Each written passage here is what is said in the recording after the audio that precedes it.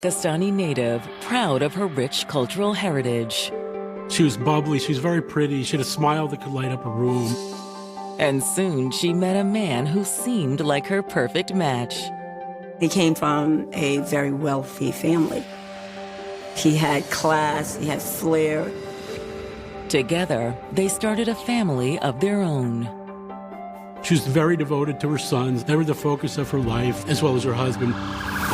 But in an instant, it would all be ripped away. 911, where's your emergency? I just got shot in my leg. Send an ambulance. He said the gunman shouted something chilling. Was someone driven by hate to commit this atrocious crime? It looked like it was targeted. Soon, detectives find themselves tangled in a sordid web of scandal and deceit. She started to suspect him of having an affair. She sent a text message that stated, "Someday you will find me dead." Until finally, the full truth is revealed. They're blown away at what she has to say. He was contacting black magic companies, trying to put a spell on her. He was a master manipulator. They thought he was a psychopath before, but they realized they had barely scratched the surface. August 16th, 2011. It's a tranquil Tuesday in Boonton, New Jersey, a bedroom community 30 miles west of Manhattan. It's a very small and tight-knit community where everybody just kind of looks out for each other. It's sort of a melting pot. It has a large Pakistani-American community that's been there for 50, 60 years. The majority of the town are people of Islamic faith. And for Boonton's Islamic residents, it's a particularly special time of year, the holy month of Ramadan. Ramadan is a month of reflection, and we do a lot of good in that month, encouraged to help the needy, and we are obligated to fast. It's very common for people to break fast at sunset together. Around 11 p.m., Ramadan festivities are wrapping up, and families are settling in for a quiet night. But a frantic 911 call from 26-year-old Kashif Pervez shatters the evening's calm. Hello? 911, where's your emergency? I just got shot in my leg. Send an ambulance. 911 operators immediately dispatched Boonton police and medical to Kashif's location. When first responders arrive, they're shocked to find what appears to be a young family gunned down in the middle of the quiet street. Someone help her, please. Thankfully, the baby's not harmed, not a scratch on him. One officer immediately took the baby to the police cruiser to keep him safe. What happened? Who did this to you? I don't know. They ran away. Thankfully, it appears that Kashif's injuries are non-life-threatening. He was shot in the arm and the leg. However, Kashif's wife, Nazish Noorani, isn't as fortunate. Nazish was shot 3 times in the heart. And they knew that it was probably too much for her body to take. 26-year-old Nazish Noorani had immigrated to the United States from Pakistan when she was just a teenager. She was bubbly, she was very pretty, she dressed very well, she had a smile that could light up a room. Nazish was a social butterfly, and because she was connected to her culture, she enjoyed attending cultural events. And it was at one such event in 2005 that she met Kashif Pervez. Kashif was also Pakistani, but he was born and raised here in the U.S. Kashif was a very handsome young man coming from a very wealthy family. He had class, he had flair. Kashif dreamed of being an architect, and he told Nazish that he was working on a master's degree at the prestigious Columbia University in New York City. Kashif represented everything she would want in a husband. Just months after meeting each other, the pair tied the knot and settled in Brooklyn. so Kashif could finish his studies at Columbia. And before long, their family of 2 started to grow. Nazish and Kashif welcomed their first son in 2006 and their second one soon after. She was just a loving mom who did everything to take care of her family and just be supportive of her husband and his dream to be an architect. And as Kashif neared the end of his master's program, he got some more exciting news. Babe. I got in. Look. Harvard? Yeah. Oh my God. I'm so proud of you. Kashif was offered an amazing opportunity to go to Harvard University. Oh, what does this mean for us? Well, no reason to uproot the boys. The plan was for Kashif to move to Boston and attend Harvard, while Nazish and the boys stayed back in Brooklyn. Right, of course. You go. We'll be fine. It's only temporary. Kashif and Nazish were willing to make the sacrifices necessary for them to have the life of their dreams. And on August 16th, they reunited in Boonton, New Jersey to celebrate Ramadan with extended family.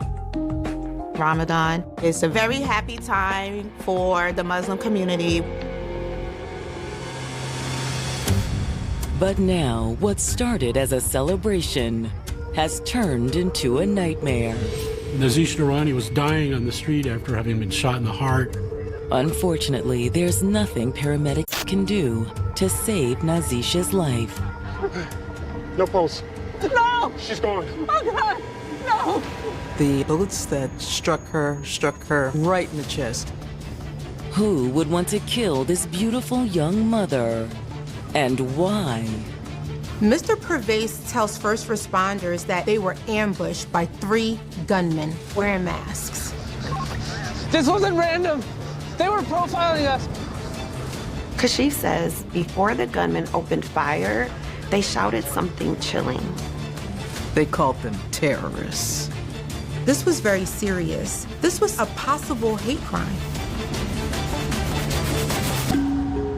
Pakistani native Nazish Noorani had built a good life for herself in the U.S., along with her architect husband, Kashif Pervez, and their 2 young sons. She was very devoted to her sons. They were the focus of her life, as well as her husband. But now Nazish and Kashif have been gunned down by a group of masked attackers. The wife was pronounced dead on the scene. Kashif believes the violence was racially motivated. This wasn't random. They were profiling us. They called us terrorists. For police, this is a concerning piece of information. It's the middle of Ramadan, the holiest month of the year for the Muslim community. Because of Kashif and Nazish's Pakistani heritage, as well as their Muslim faith, this was something that police had to consider a possible hate crime. Can't give any other descriptions on these guys. We'll need to know what to look for later. There was 3 of them. One was black, one was white. That's all I know. As first responders prepare to transport Kashif to the hospital, he walks them through the events of that evening. He said they were in Boonton that particular night to celebrate Ramadan with family. After dinner, he says he and Nazish decided to take a stroll through the neighborhood with their baby. Their oldest son chose to stay behind with Nazish's family. Kashif says as they left his sister-in-law's house, everything seemed normal. But moments later, chaos erupted. He said 3 masked men approached him. One was white, one was black, and he couldn't tell the other. Please don't shoot. We don't have any money. We don't want your money. We want you to go back to where you came from. He said it hadn't been a robbery. It was targeted. Kashif says before he had time to react and protect his wife and son, the masked men opened fire on them. Go home, terrorists.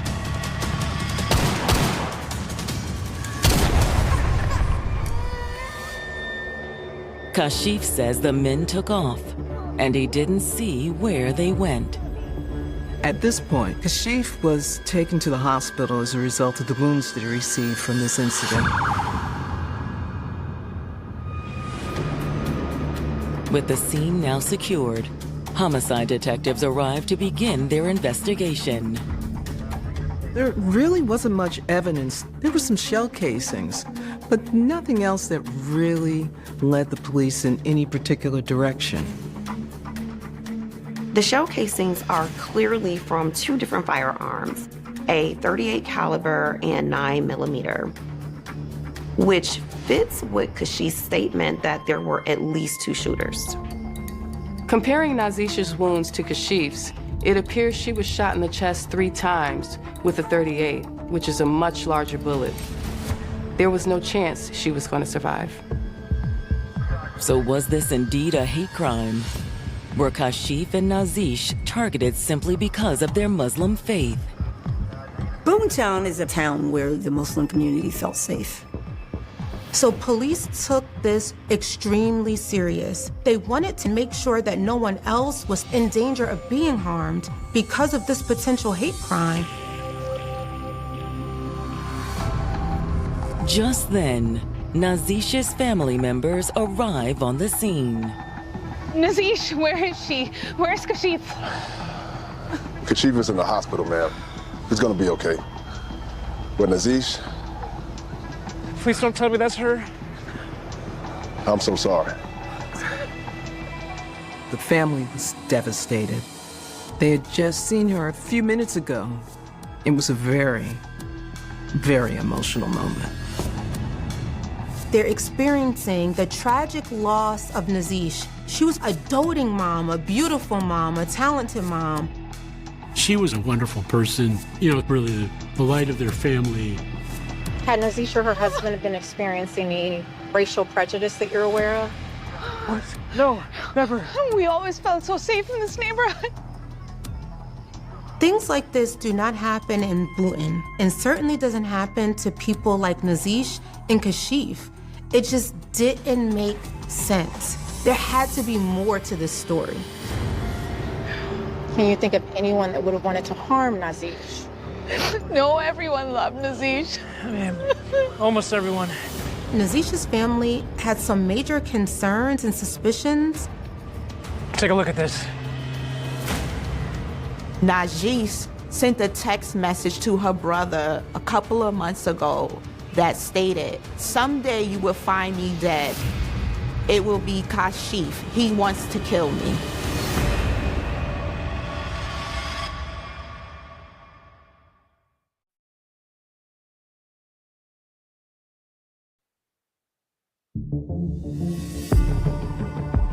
Detectives in Boonton, New Jersey have just begun their investigation into the shooting of mother of 2, Nazish Noorani, and her surviving husband, Kashif Pervez.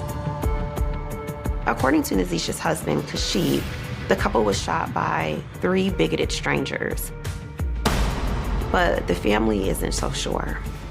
Police have just learned that Nazish's relationship with Kashif was on the rocks, so much so that he may have even wanted her dead. Take a look at this. Nazish actually sent a text message to her brother a couple of months ago that stated, "Someday you will find me dead. It will be Kashif. He wants to kill me." When Kashif went to Harvard, he never came back as much as he said he would.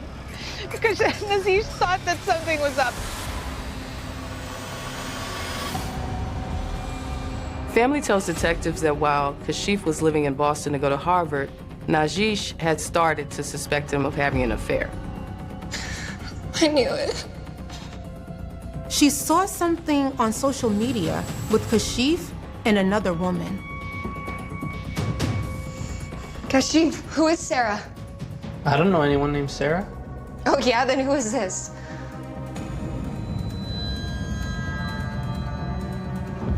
Oh, she's just a friend. A friend? A friend? Don't lie to me, Kashif. When Nazish confronts Kashif, Kashif flew off the handle. I've never lied. Stop accusing me of lying. That's when the confrontation took a nasty turn.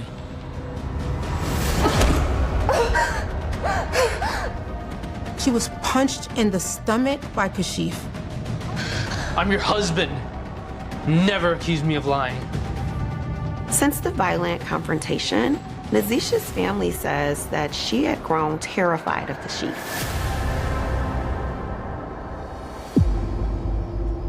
Now, just because Kashif had hit his wife in the past, would he really go as far as to kill her? As well as shoot himself and try to cover it up? Thank you for the information. We'll be in touch when we have more. Again, we're so sorry for your loss. At this point, the detectives know that they need to talk with Kashif as soon as possible. Detectives head to the hospital, where Kashif is currently receiving treatment for his injuries.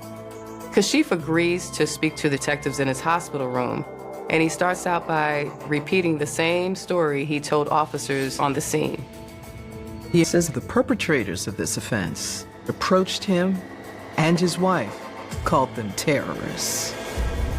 However, as Kashif tells his story, detectives start to pick up on some inconsistencies with his initial statement. So now Kashif indicates that the assailants, in this particular case, were all black men. So eyebrows went up with the investigators. This is not what he said when he was first interviewed, so detectives are puzzled as to why Kashif's story changed so quickly. When confronted, Kashif feels the heat and abruptly changes the subject to his wife, Nazish. Kashif has a lot of negative things to say about Nazish. He really assassinated her character. He's speaking about how selfish Nazish is and the fact that she always wants money. You indicated there was always problems about money. She always wanted money, wanted you to give her all your money. Is that accurate? Right. And when detectives ask Kashif about his alleged affair, he doesn't even attempt to deny it. He tells them that Nazish drove him to cheat and that he had been involved with another woman named Sarah Khan for the last 5 years. And you indicated to me that you really should not have gotten married. Right. Suddenly, Kashif starts to break down and confess. That's when the whole investigation changed. He starts to tell the detectives that he doesn't want to go to jail, that he never meant for his wife to die. You did not intend for this to happen. Obviously not. This will never happen.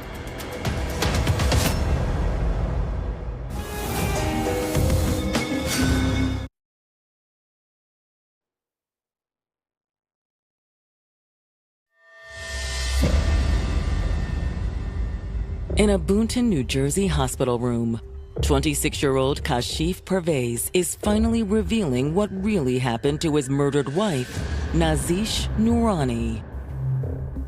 During this interview with the detectives, Kashif finally admitted that he was cheating. He admitted that he hated his wife and wished they weren't together. But Kashif says that what happened last night was all a terrible accident. You did not intend for this to happen. Obviously not. This will never happen. Kashif now admits there were no masked assailants. There was no hate crime. He made it all up. Kashif states, it's this guy, his name is Nomi To. He did it. He killed her. Kashif explains that Nomi To is a truck driver he knows from Brooklyn. I'm having a conversation with a friend of yours in Brooklyn, is that right?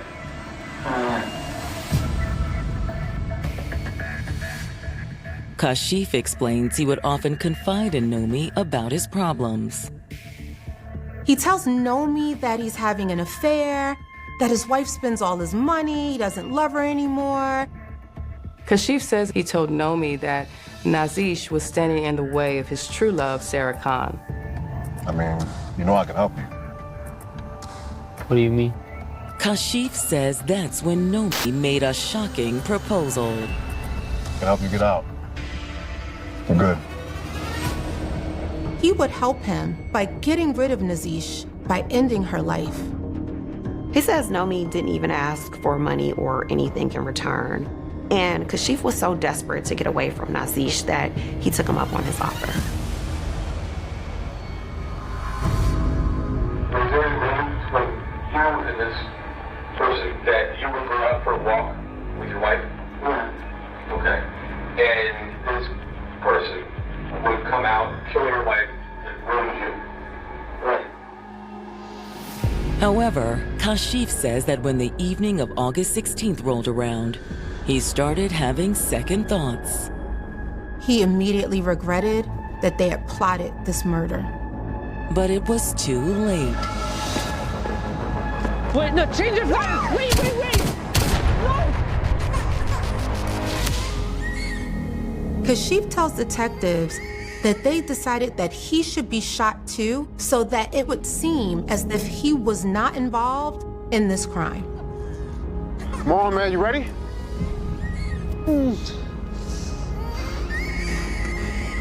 Come on, man, let's go.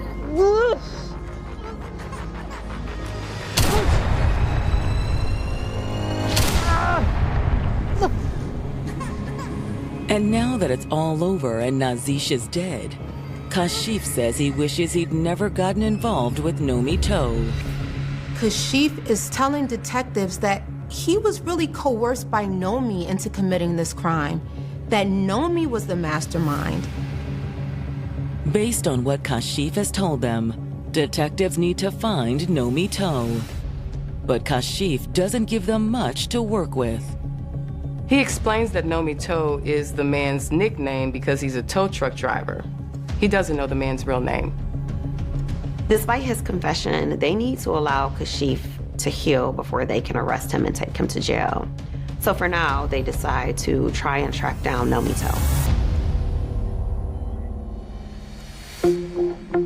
Back at the station, detectives reach out to their contacts in Brooklyn to see if anyone has heard of a tow truck driver nicknamed Nomi To. No one has ever heard of this Nomi. They searched and searched but couldn't find any records of Nomi. At this point, detectives are starting to believe he doesn't even exist. Nobody knew Nomi because there was no Nomi.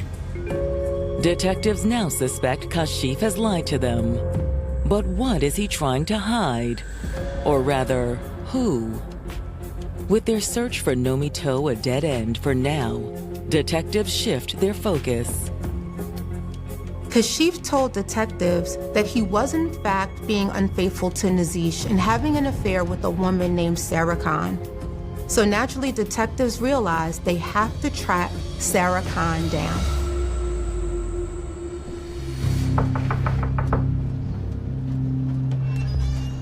Hi, yes, may I help you?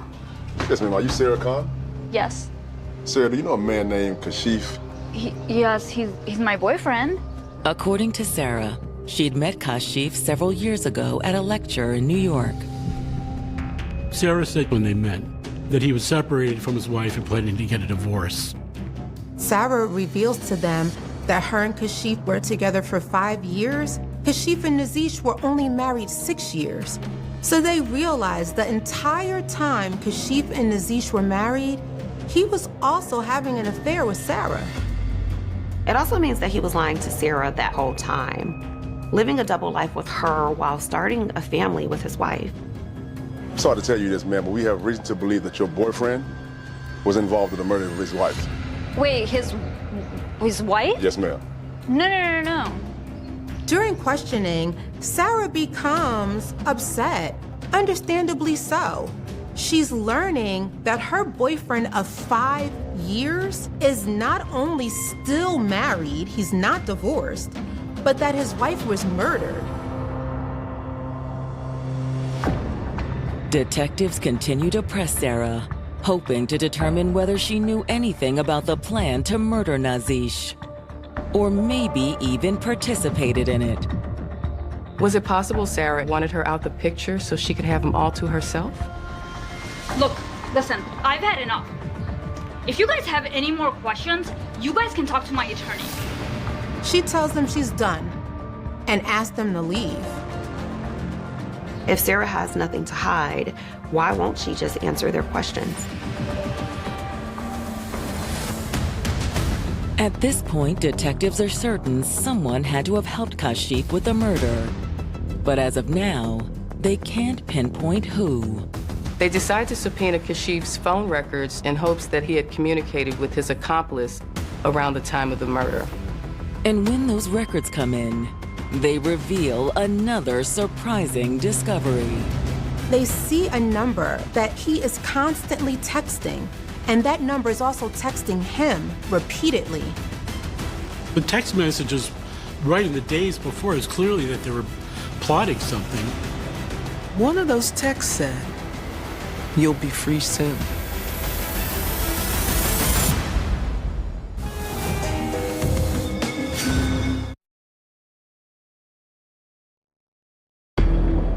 Detectives in Boonton, New Jersey have just discovered calls and text messages from Kashif Parvez's co-conspirator in the murder of his wife, Nazish Noorani. They're quickly able to determine that the number doesn't belong to Sarah Khan. Could it belong to the mysterious truck driver known only as Nomi Toe? That theory is quickly ruled out. Based on the romantic content of many of the texts, it's clear the phone belonged to a woman, which means that Kashif had yet another mistress. And in the days leading up to the murder, the messages turn from seductive to scheming. The text messages right in the days before is clearly that they were plotting something. One text is particularly chilling. One of those texts said, "You'll be free soon." But that's not all. Right before the murders, detectives see a text message that said, "I'm parked right around the corner from Nazish's home." They noticed that that same number was pinging off towers in New Jersey, right near the crime scene. And after the murder, the phone traveled from Boonton across state lines and into Massachusetts, stopping at a town about 30 minutes from Boston, which is near where Kashif was studying at Harvard. Detectives believe that whoever owns this phone is likely their shooter. Then they're going to run that phone number, and they're going to see who it comes back to. The number is registered to a 26-year-old woman named Antoinette Stephen. She was a former student at Boston Architectural College. Many of the pieces were coming together because Kashif was also studying architecture. At this point, detectives are convinced Antoinette was involved in the murder of Nazish Noorani. With a search warrant in hand, they head to Antoinette's home to speak with her. Antoinette Stephen? Yes? Mind if we ask you some questions? Antoinette Stephen, when confronted by the police, agreed to speak with them. She admits to knowing Kashif and confirms that they have a relationship, but she won't say much more than that. Antoinette is not very forthcoming with information. She's pretty aloof, very neutral. She denies having anything to do with the shooting that killed Nazish and injured Kashif. But detectives aren't buying it. Well, we have a warrant to search the premises. What? Let me see that. Please step aside. And in Antoinette's bedroom closet, the investigators hit pay dirt. They found in her closet, in a suitcase, 2 firearms that matched the shell casings in the scene. Although they'll need ballistics testing to be sure, detectives are confident that these are the weapons used to kill Nazish and wound her husband. Along with the phone records, the discovery of the guns gives detectives enough evidence to arrest Antoinette Stephen. That same day, Kashif is discharged from the hospital and arrested as well. They were charged with murder, conspiracy to commit murder, and endangering the welfare of a child. But even with 2 suspects now in custody, detectives still have a lot of questions. Most importantly, detectives need to know which of the pair actually pulled the trigger. As the case moves toward trial, investigators receive a promising call from Antoinette's attorneys. Just homicide. Once Antoinette realized that she was facing life without parole, she changed her tune. She was ready to talk. She agrees to turn on Kashif and testify against him. And as investigators sit down with Antoinette to hear her story, they're in for a wild ride. They thought Kashif was a psychopath before, but they're blown away at what Antoinette has to say. They realize they had barely scratched the surface.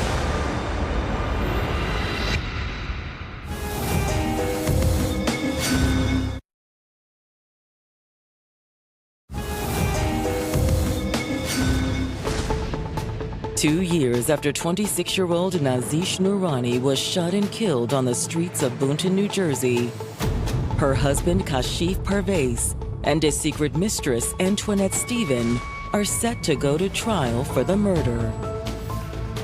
Investigators had uncovered text messages between the two plotting Nazish's death, and they had found a murder weapon hidden in Antoinette's closet.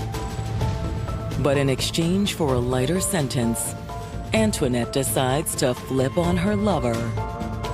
That would be the final nail in the coffin to put Kashif away as the mastermind for Nazish's murder.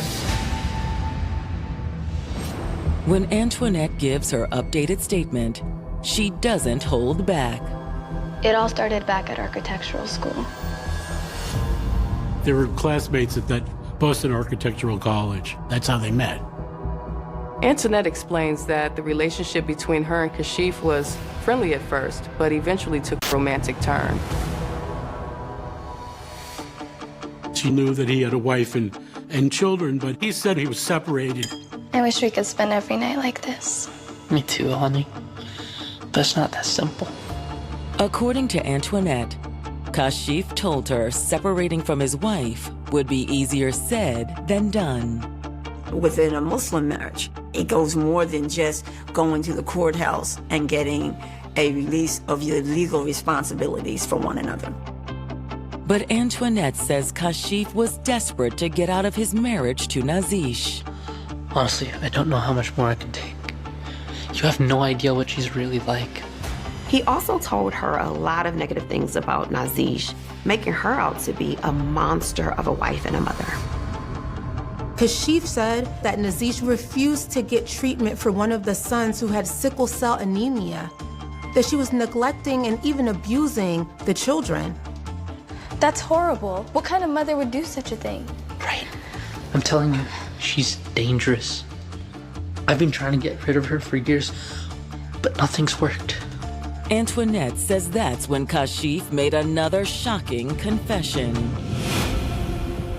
Years before the murder even occurred, he was contacting black magic companies to see if they could kill Nazish, trying to put a spell on her or have her poisoned.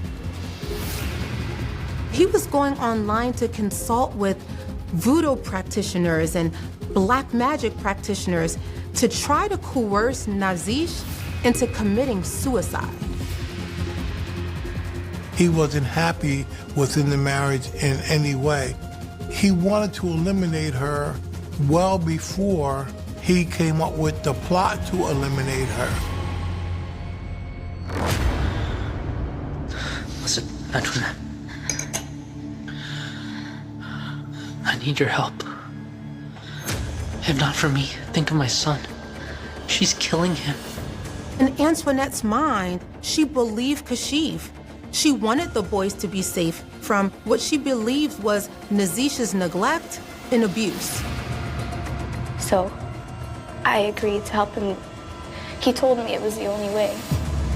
She says she knew killing someone was wrong, but she genuinely thought she was doing it to help save the life of a sick child from his uncaring mother. That night, I drove from Boston to Boonton. Then I waited. However, when Kashif and Nazish emerged from her sister's home around 11 p.m., there was one problem. The baby did not want to be left behind, and that threw Antoinette off. She wasn't expecting to see the baby, but she still carried out the plan. Antoinette explains that she approached the young family and pointed the .38 pistol right at Nazish. No, please, please, I have kids. I have kids, please. Do it! Do it! What are you waiting for?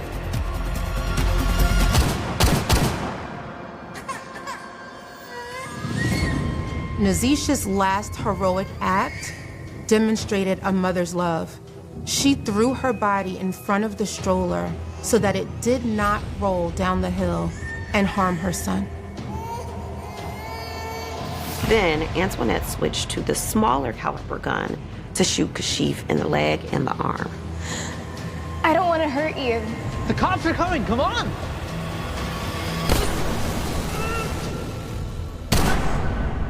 Afterward, Antoinette fled, while Kashif called 911, pretending to be an innocent victim.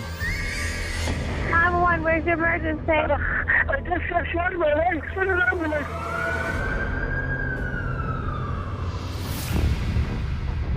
The worst part is, I thought I was helping his son, but it turns out it was all a lie. His son was never even sick. Neither of the children have sickle cell anemia, and Nazish never withheld any medical attention from them. Kashif was a mastermind, a master manipulator. He was so good that he got a woman to kill for him. And when Kashif Parvez's trial begins in May 2015, prosecutors are quick to expose even more of Kashif's lies. Kashif's claims about being enrolled at Harvard and going to Columbia were also all lies. I got in? Look. Harvard? Yeah. Oh my God. Neither school had any record of Kashif ever being a student there. To bolster their claim of Kashif being a liar and manipulator, prosecutors call an unexpected witness to the stand, his first mistress, Sarah Khan. Sarah testifies to the many lies Kashif had told her over the years, but that's not all. Turns out Kashif was actually violent towards Sarah in the past, just like he was with Nazish. But the most damaging testimony against Kashif comes from his accomplice, Antoinette Stephen. On the stand, Antoinette has some shocking claims. She was absolutely psychologically abused by Kashif. Antoinette testifies to how Kashif manipulated her into helping him get rid of his wife. Divorce is just frowned upon in the whole culture. So he convinced Antoinette that the only way he could be free was to kill Nazish. After only 4 hours of deliberation, the jury comes back with their verdict: guilty. Kashif is sentenced to life in prison. He won't be eligible for parole until 2077. Antoinette pleaded guilty to the murder, and she got a 30-year sentence. She's not eligible for parole until 2041. And then she will most likely be deported back to India. Through their devastation, Nazish's family is happy that justice has been served. They were relieved. They said justice has been done. They weren't joyous, but they said justice has been done. We're satisfied. But even though Kashif won't be able to hurt anyone else, it doesn't diminish the horror of what he did to his loving wife. To plot to murder someone just to be with somebody else, that's psychopath thinking, not normal behavior. It's so tragic when you have a beautiful, talented, intelligent young woman, and the only thing wrong that she did was fall in love and start a family with a man who was a monster. For nearly half a century, she had no name, no family history attached to her remains, no confirmed identity, no photograph that investigators could place beside the grave and say, with certainty, this is who she was. She was known only as Jane Doe, a teenage girl whose body was discovered beneath California soil in 1978, leaving behind a mystery that would survive for generations.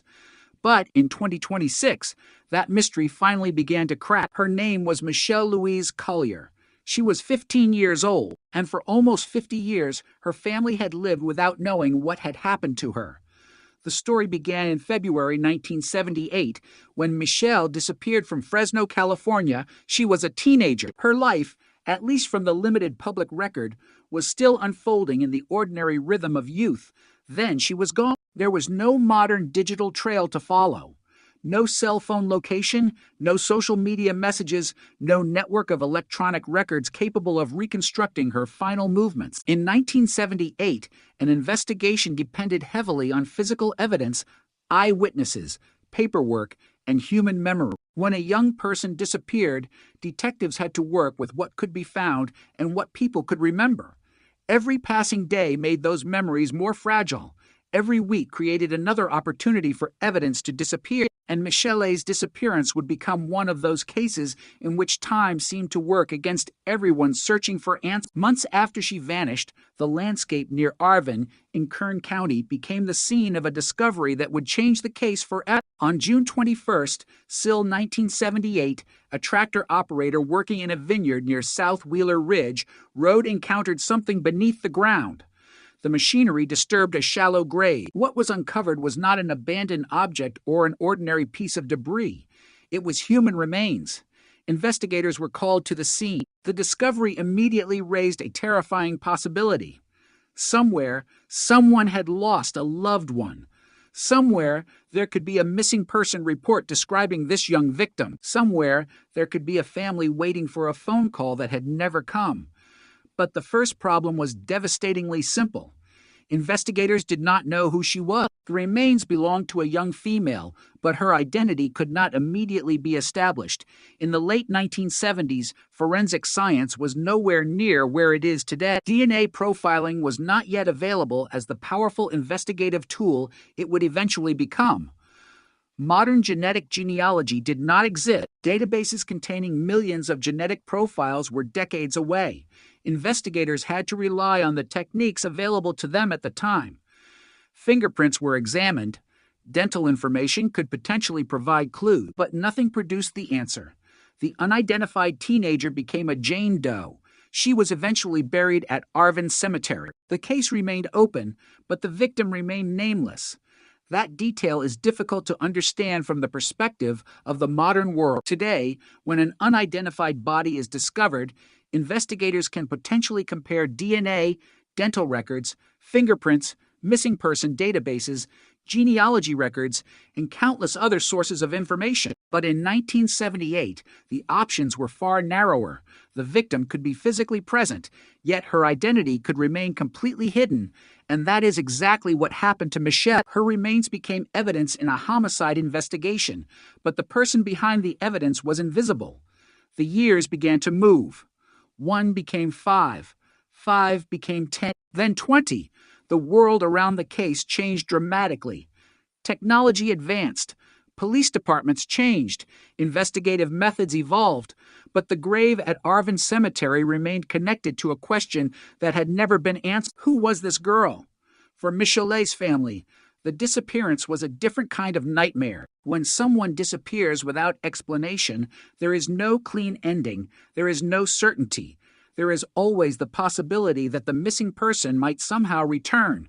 Families can spend years living between hope and grief. They may wonder where the person went, whether they are alive, whether someone knows something, whether a forgotten clue might someday emerge. But in Michelle's case, the family did not know that her remains had already been discovered. They did not know that investigators had already encountered the end of her life. They did not know that the unidentified teenager buried in Kern County was their missing 15-year-old daughter and sister. The case had effectively split into two stories. There was Michelle, the missing girl from Fresno, and there was Jane Doe, the unidentified teenager found near Arvin. For decades, nobody could prove that those two stories were the same story. Then, in 2007, investigators returned to the case. This time, they had something the original investigators could never have used: modern DNA technology. But there was a problem. A DNA sample had not been collected during the original investigation. To obtain biological material suitable for modern analysis, the remains were exhumed. It was a remarkable step in a case that had already survived almost 3 decades. The remains were brought back into the investigative process, and DNA testing was pursued. The hope was straightforward. If investigators could develop a genetic profile, perhaps they could compare it against missing person records or relatives and finally identify the teenager. The sample was submitted to the California Department of Justice. But once again, the case encountered the wall that had stopped it for decades. There was no match that could provide the victim's identity. The DNA existed. The evidence existed. But the name remained missing.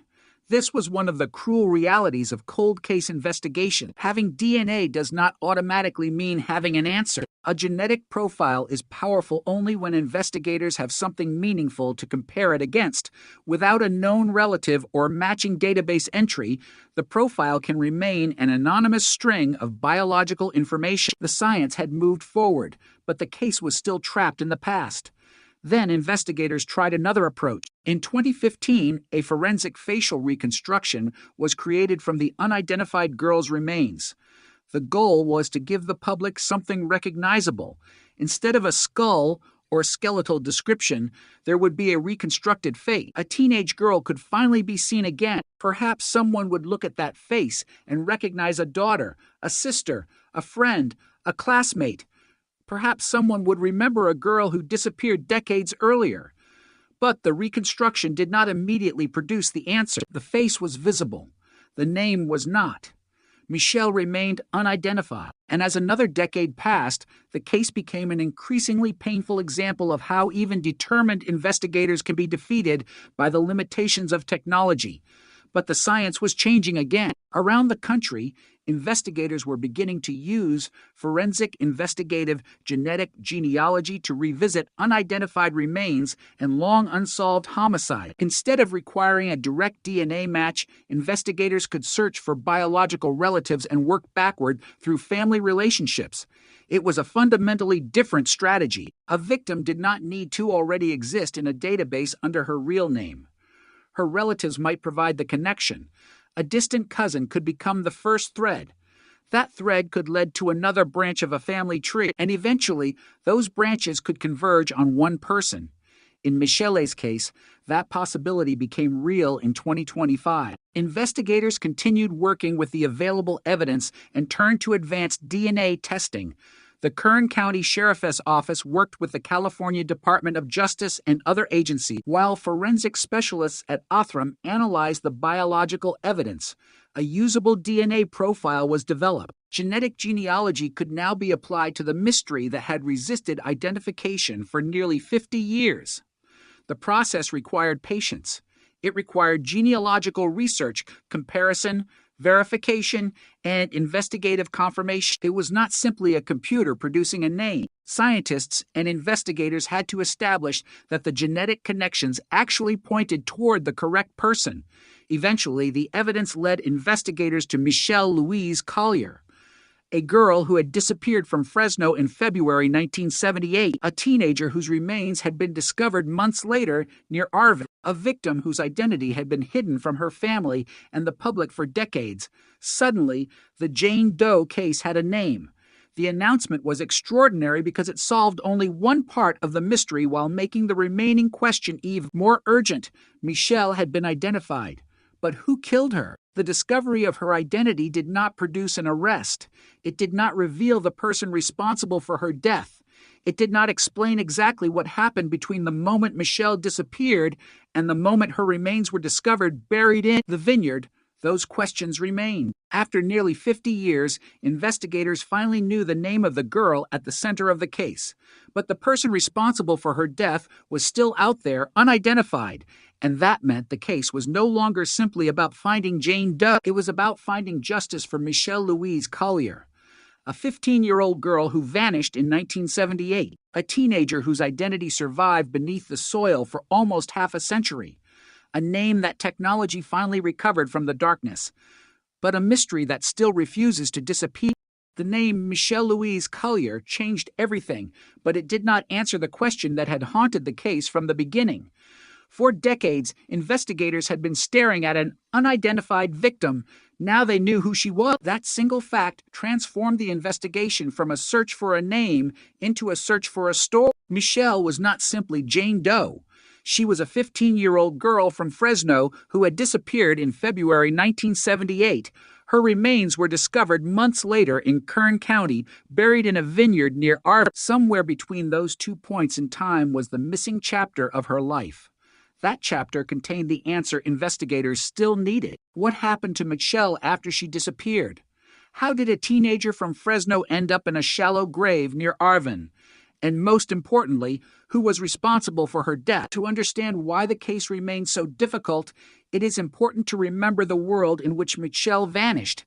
California in 1978 was a very different place. There were no smartphones recording movements, no GPS history, no social media accounts documenting friendships and conversations, no massive digital databases capable of instantly connecting a missing person report to evidence discovered hundreds of miles away. Investigators worked with paper files, photographs, physical records, interviews, fingerprints, dental information, and whatever witnesses could remember. If someone disappeared without leaving behind a reliable trail, investigators could be forced into an almost impossible search. And if that person was later found unidentified, the two investigations could remain separated by a wall of uncertainty. That wall stood between Michelle and her family for decades. When her remains were discovered near Arvin, investigators knew they had found a homicide victim, but they did not know the victim's name. When Michelle's family searched for their missing teenager, they did not know that authorities had already recovered her remains.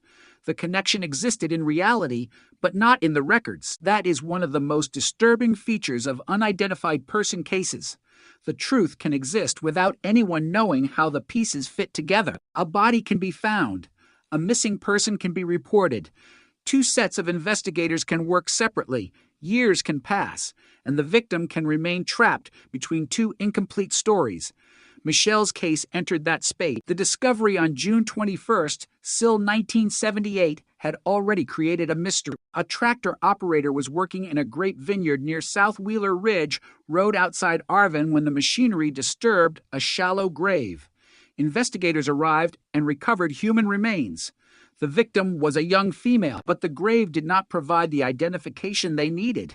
There was no simple answer waiting beneath the soil, no document bearing a name, no immediate connection to a missing person case. Instead, investigators were left with the remains of a teenager whose life had been violently interrupted. The physical evidence could tell them some things, but it could not tell them everything.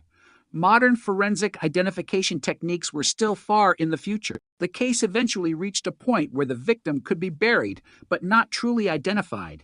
She was laid to rest at Arvin Cemetery. Even the language used to describe her carried the tragedy of anonymity. Jane Doe, two words used when the most fundamental fact about a person is unknown. The girl had a biological identity, a family, a history, memories, relationships, and a name. But investigators could not access any of those things. To the outside world, she was an unidentified victim. To her family, somewhere in Fresno, a 15-year-old girl was still missing. The years that followed only deepened the mystery. Investigators could not simply reopen the case every few months and expect new evidence to appear.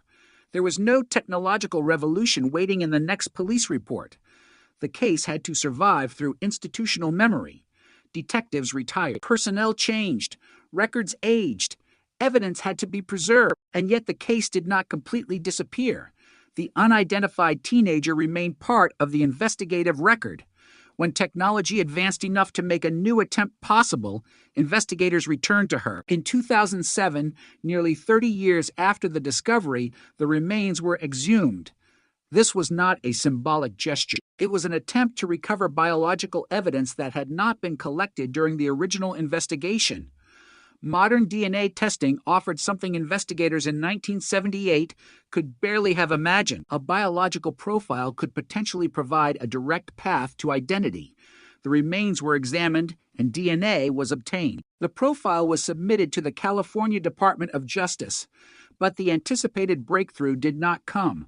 There was no match that immediately revealed the girl's identity. The technology could generate information, but information was not the same as identification. The DNA belonged to someone. That much was certain. But without a reference point, investigators still had no name. This distinction became critical in Michelle's case. People sometimes imagine DNA as a magical fingerprint that automatically produces a suspect or a victim's identity. Real forensic work is more complicated. DNA can establish relationships, exclude individuals, connect evidence, or generate leads, but investigators need databases, comparison samples, or other usable information. In a case almost 30 years old, the absence of a direct family reference could be enough to leave a genetic profile sitting in the system without an answer. The Jane Doe case remained open. Then came another attempt to make the unidentified girl recognizable. In 2015, investigators created a forensic facial reconstruction based on the remains. It was an effort to reverse the anonymity. For decades, the public had no face to associate with the victim. Now there was an approximation of what she may have looked like. The image represented something profoundly human. It was no longer simply a set of bones. It was a teenage face, a face that might trigger recognition in someone who had known Michelle.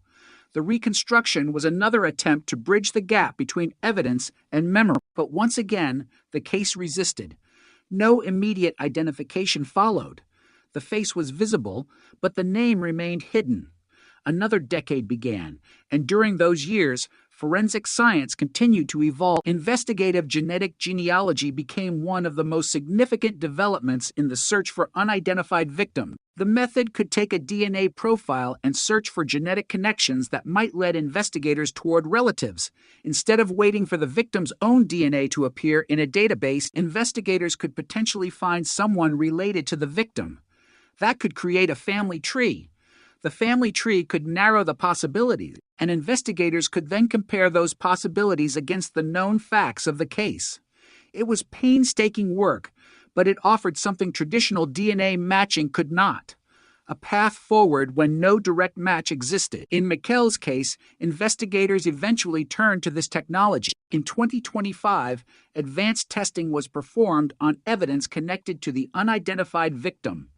Othram, a forensic laboratory specializing in difficult DNA cases, worked to develop the genetic profile necessary for further investigation. The work was part of a broader effort involving the Kern County Sheriff's Office, the California Department of Justice, and National Missing Person Resources. What had once been a case defined by absence now contained a new kind of evidence. The DNA profile could be used to search for relationships. The investigators could begin moving backward through generations.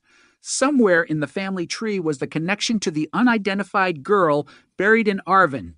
The breakthrough did not happen because someone suddenly remembered a forgotten detail. It happened because technology had finally become capable of asking the question differently. Instead of asking, "Who is this unknown teenager?"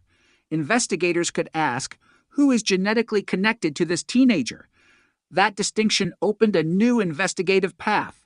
Genetic genealogy is not an instant solution. It requires analysis, careful research, and confirmation.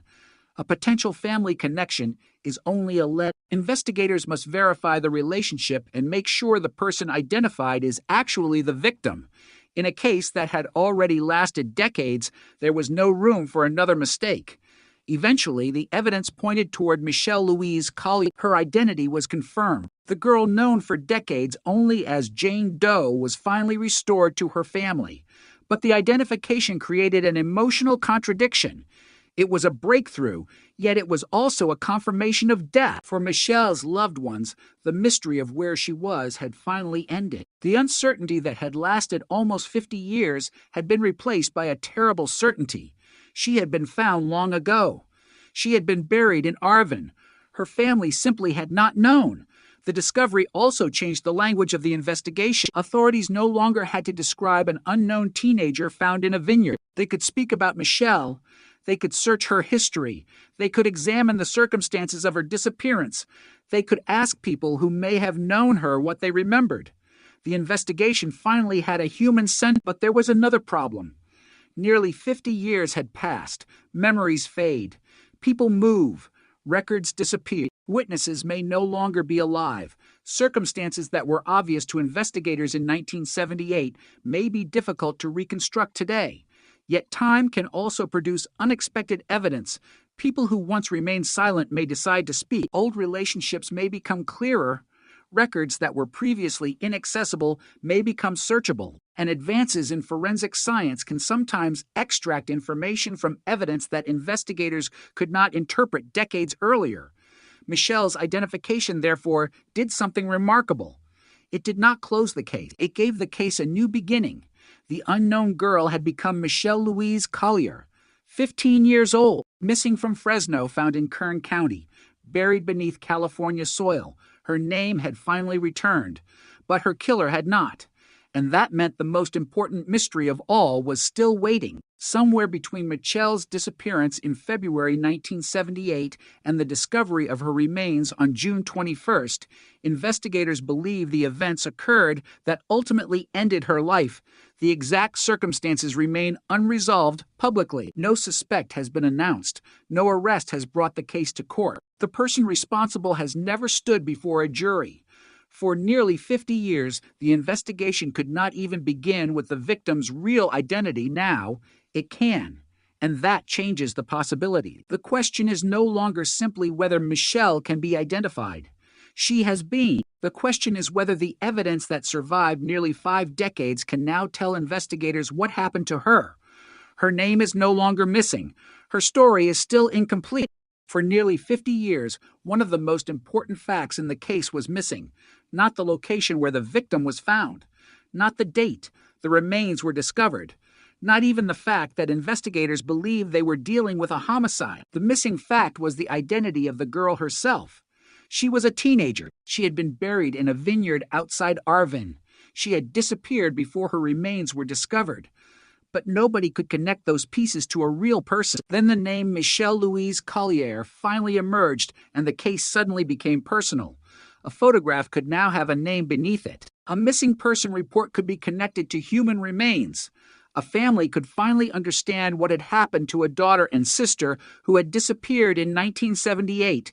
But identification also exposed how much investigators still did not know. Michelle had been missing since February. Her remains were discovered on June 21st. Between those two dates was a period of uncertainty that had lasted almost half a century. It was the space where the answers were supposed to be. It was also the space where the killer had disappeared. The discovery of the remains near Arvin had immediately raised questions. Why was a teenage girl buried there? Who had access to the location? How long had she been in the ground? Who knew she was there? Was the burial site chosen deliberately, or was it simply a place where someone believed the body would remain hidden? Investigators in 1978 had to confront those questions without the tools available today. They could examine the physical evidence. They could document the scene. They could attempt to determine the victim's identity. But the most important link, the connection between the unidentified remains and a missing teenager in Fresno, was missing. That missing connection was devastating. A homicide investigation is built around a sequence of events. Investigators need to understand who the victim was, where she was before her death, who knew her, where she went, and what happened during her final hours or days. Without a name, every one of those questions becomes harder. A victim's personal history can be one of the most important sources of investigative information. Friends can remember conversations. Family members can identify relationships. Teachers can describe behavior. Neighbors can remember unusual activity. Employers can provide records. Missing person reports can establish timeline, but when the victim is unknown, investigators have none of that. The victim becomes isolated from her own life. That was Michelle's situation for decades. Her family knew that she had disappeared, but investigators working on the Jane Doe case did not know that the girl in their custody was Michelle. The two investigations existed separately. The missing girl from Fresno and the unidentified victim from Kern County were connected by reality, but not by evidence that investigators could prove. That changed only when modern forensic science began rebuilding the connection. The first major technological attempt came decades after Michelle's death. In 2007, investigators exhumed the remains so that DNA could be obtained. The decision showed that the case had not been forgotten. Investigators were willing to disturb a grave nearly 30 years after the discovery because there was still a possibility that modern science could succeed where earlier methods had failed. The remains were tested and a genetic profile was developed. The California Department of Justice received the profile, but there was no direct identification.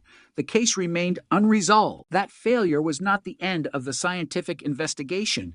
It demonstrated the limits of the available databases. DNA could provide a powerful biological signature, but a signature without a reference could remain anonymous. Investigators needed a connection, and for years, that connection did not exist. Then came forensic facial reconstruction. In 2015, investigators attempted to recreate the face of the unidentified teenager. The process was another bridge between the evidence and the public. A person who had been represented only by skeletal remains could now be imagined as a living teenager. The reconstructed face could potentially trigger a memory. Someone might recognize her. Someone might remember seeing a similar girl. Someone might connect the image to an old disappearance, but no decisive identification followed. The mystery remained. Years passed again, and this is where the story of Michelle's case becomes a story about the transformation of forensic science itself. In the decades after her disappearance, DNA technology evolved from a developing scientific technique into one of the most important tools in modern criminal investigations. But even traditional DNA matching has limitations. If the victim's DNA does not match a known individual or a close relative in a database, the investigation may still reach a dead end. Investigative genetic genealogy changed that equation. It allowed investigators to search for genetic relationships and use those relationships to build family trees. In an unidentified person case, this could be revolutionary. A distant relative could become the first clue. A family connection could narrow the possibility. Genealogical research could then reveal a person whose age, location, and disappearance fit the evidence. But the process required investigators to combine science with traditional detective work. DNA could identify relationships. Researchers still had to interpret those relationships. They had to examine records, verify family structures, and eliminate possibilities. Every potential identification needed confirmation. That careful process became critical when the Kern County investigation returned to Michelle's case.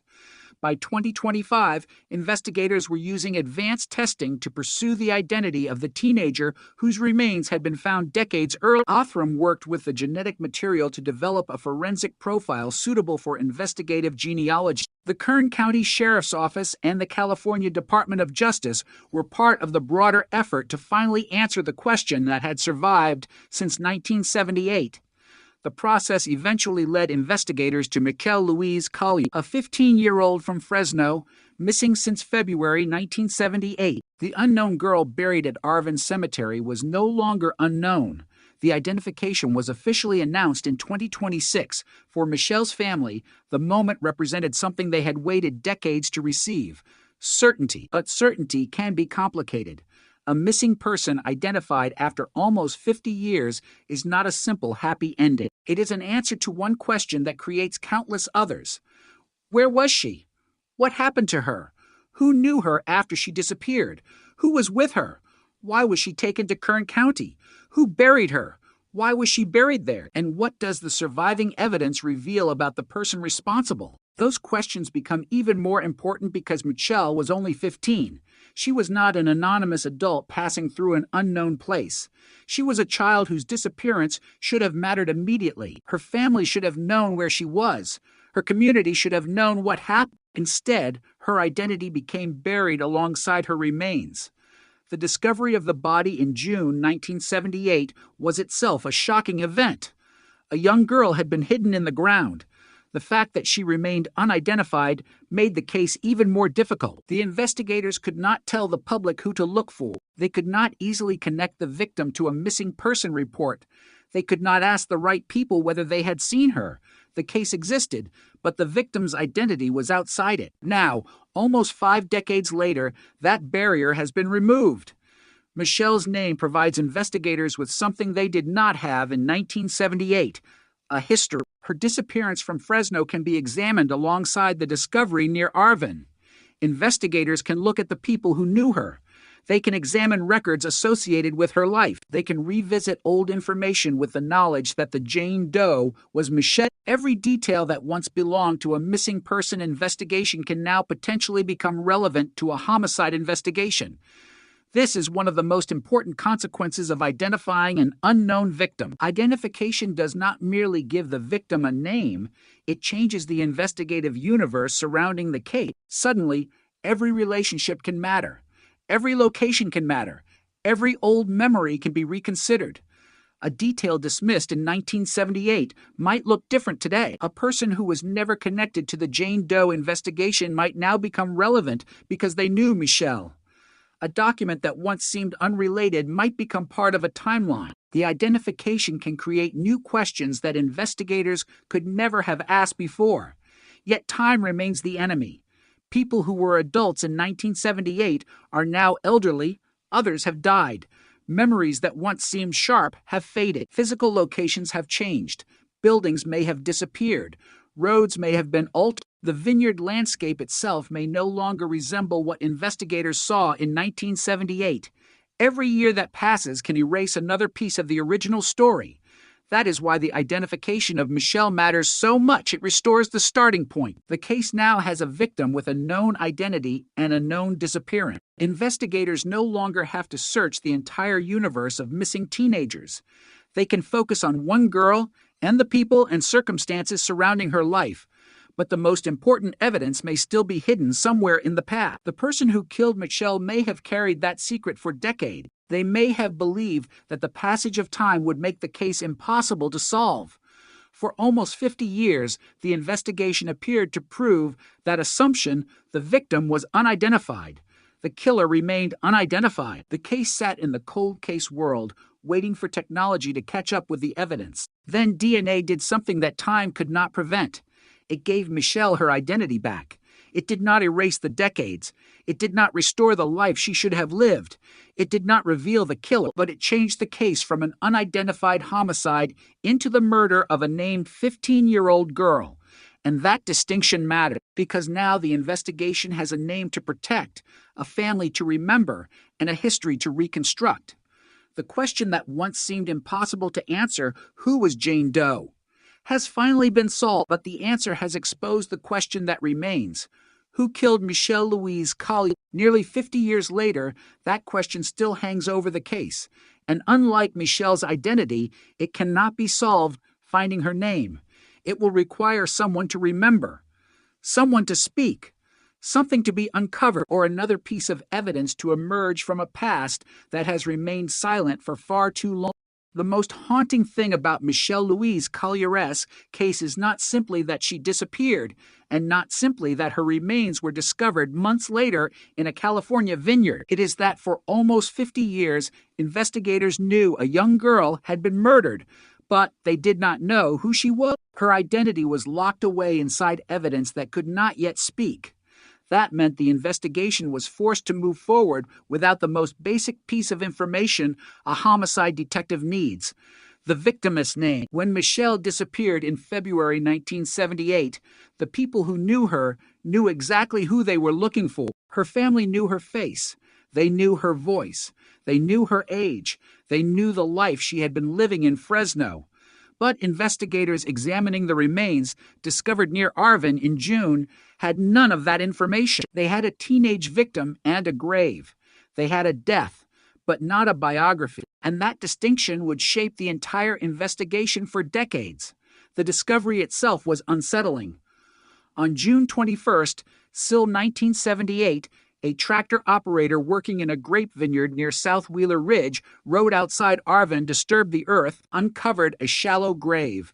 The machinery had reached into the ground and exposed evidence of a hidden crime. Investigators arrived and began the difficult process of documenting what had been found.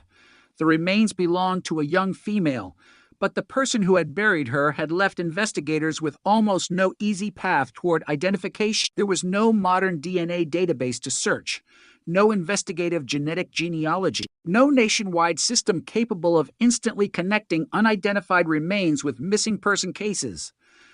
The technology that would eventually solve the identity did not yet exist. The case therefore became a race against time before anyone even understood that it would last for decades. Investigators had to work with what the remains could tell them. They examined physical characteristics. They considered fingerprints and dental information. They tried to determine whether the victim might correspond to a missing person. But the answer remained out of reach. The teenager was eventually buried at Arvin Cemetery. A grave existed. A victim existed.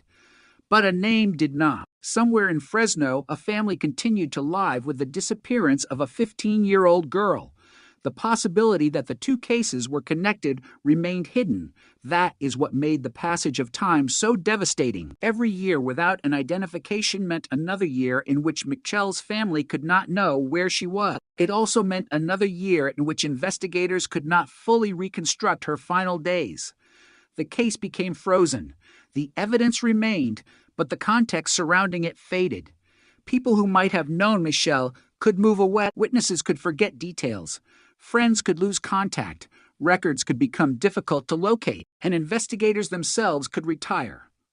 Cold cases often survive because evidence survives, but evidence without context can become almost impossible to interpret. In Michelle's case, one of the most important pieces of context, the victim's identity, was missing. Then, nearly 3 decades after the remains were discovered, investigators made a decision that demonstrated the case was still alive. In 2007, Michelle's remains were exhumed so that biological material could be collected for modern DNA testing. It was a significant step. Investigators were essentially returning to the beginning, reopening the physical evidence, and asking modern science to attempt what earlier investigators could not. DNA offered the possibility of an objective identification. If Michelle's genetic profile could be developed, investigators could compare it with available records or relatives. The remains were tested, and a profile was submitted to the California Department of Justice. Yet there was still no immediate answer. The profile existed, but it did not generate the identification investigators needed. This is where the case entered another period of silence. The technology had produced evidence, but the evidence could not yet produce a name. The unidentified girl remained unidentified. In 2015, investigators tried another method. A forensic facial reconstruction was created from the remains. The goal was to produce an image that could be shown to the public. Instead of an anonymous skeleton, there would be a reconstructed face. The hope was that recognition might come from somewhere unexpected. Someone might look at the image and remember a teenager from decades earlier. Someone might compare it with an old photograph. Someone might recognize the features. But again, the breakthrough did not come. The face existed, but the identity remained hidden. It was another reminder that solving a cold case often depends on several independent pieces of information coming together at exactly the right time. A reconstruction alone was not enough. A DNA profile alone was not enough. A missing person investigation alone was not enough. The pieces needed to connect, and the connection would eventually come from a technology that did not exist when Michelle disappeared. Investigative genetic genealogy began changing the way unidentified remains were approached. Instead of waiting for a direct match in a conventional DNA database, investigators could use genetic relationships to identify relatives. A distant relative could become the first link. From there, genealogists could construct family trees. Those trees could be compared with known information about the unidentified victim. The process was painstaking. It required scientific analysis, genealogical research, and investigative confirmation. But it offered something the earlier investigation did not have: a way to work backward from biology to identity. By 2025, investigators were applying advanced DNA testing to Michelle's case. Othram, a forensic laboratory in Texas, worked to develop a genetic profile from the evidence. The Kern County Sheriff's Office and the California Department of Justice were involved in the renewed effort. The case had already survived almost half a century. Now investigators had another opportunity. The genetic material could potentially reveal family relationships that traditional database searches had missed, and eventually, those relationships led to Michelle. Her identity was confirmed in 2026. The Jane Doe buried at Arvin Cemetery was Michelle Louise Collier, 15 years old, missing from Fresno since February 1978. The announcement was more than a forensic success. It was the restoration of a person's identity after decades of anonymity. For Michelle's family, the discovery finally provided an answer to the question that had dominated their lives, but it also carried a devastating truth. The missing teenager they had hoped might somehow still be alive had been dead for almost 50 years. Her remains had been found months after she disappeared. Her family had been living without that knowledge. The identification therefore ended one form of uncertainty while opening another. The question now became much sharper. Who killed Michelle? The public record surrounding the case still does not provide a definitive answer. Authorities have not publicly identified a killer. There has been no announced arrest connected to her death. The homicide remains unresolved. That means investigators are now working from a fundamentally different position than the one they had in 1978. They know the victim. They know her age. They know where she disappeared from. They know where her remains were found. They have DNA evidence. They have nearly 50 years of accumulated investigative history, and they have modern forensic techniques that were unimaginable when the original investigation began. But time has created another obstacle. A person who might have been questioned in 1978 could be difficult to locate today. A witness who saw something may have forgotten it. A person who knew Michelle may have died. An old address may no longer exist. A business may have disappeared. A vehicle may have been destroyed decades ago.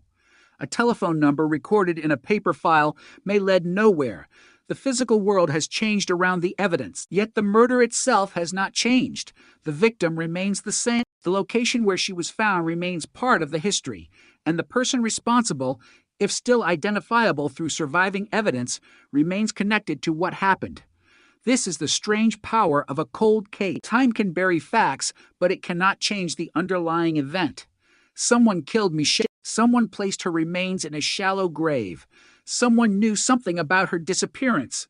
Someone may have carried knowledge of the crime for decades. And now, for the first time, investigators can approach those questions with Michelle's identity in hand.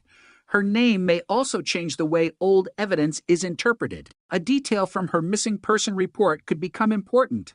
A person who was once only a distant acquaintance could become relevant. A location that previously seemed unrelated could suddenly matter. The identification creates a new investigative framework. It gives detectives a chance to reconstruct Michelle's life before she vanished and compare that history with the circumstances surrounding the discovery of her remains. But the case remains a race against time. Every year that passes reduces the number of people who can personally remember 1978. Every year creates more distance between the investigators of the original case and those working today. Yet the investigation has something it did not have before. It has a name. It has a confirmed identity. And perhaps most importantly, it has a family who no longer has to wonder whether Michelle was ever found. She was found. She had been there all along. Her name was hidden by the limitations of an earlier era of forensic science. Modern DNA finally broke through that barrier, but DNA cannot automatically tell investigators everything. It can identify relationship. It can create leads. It can connect evidence.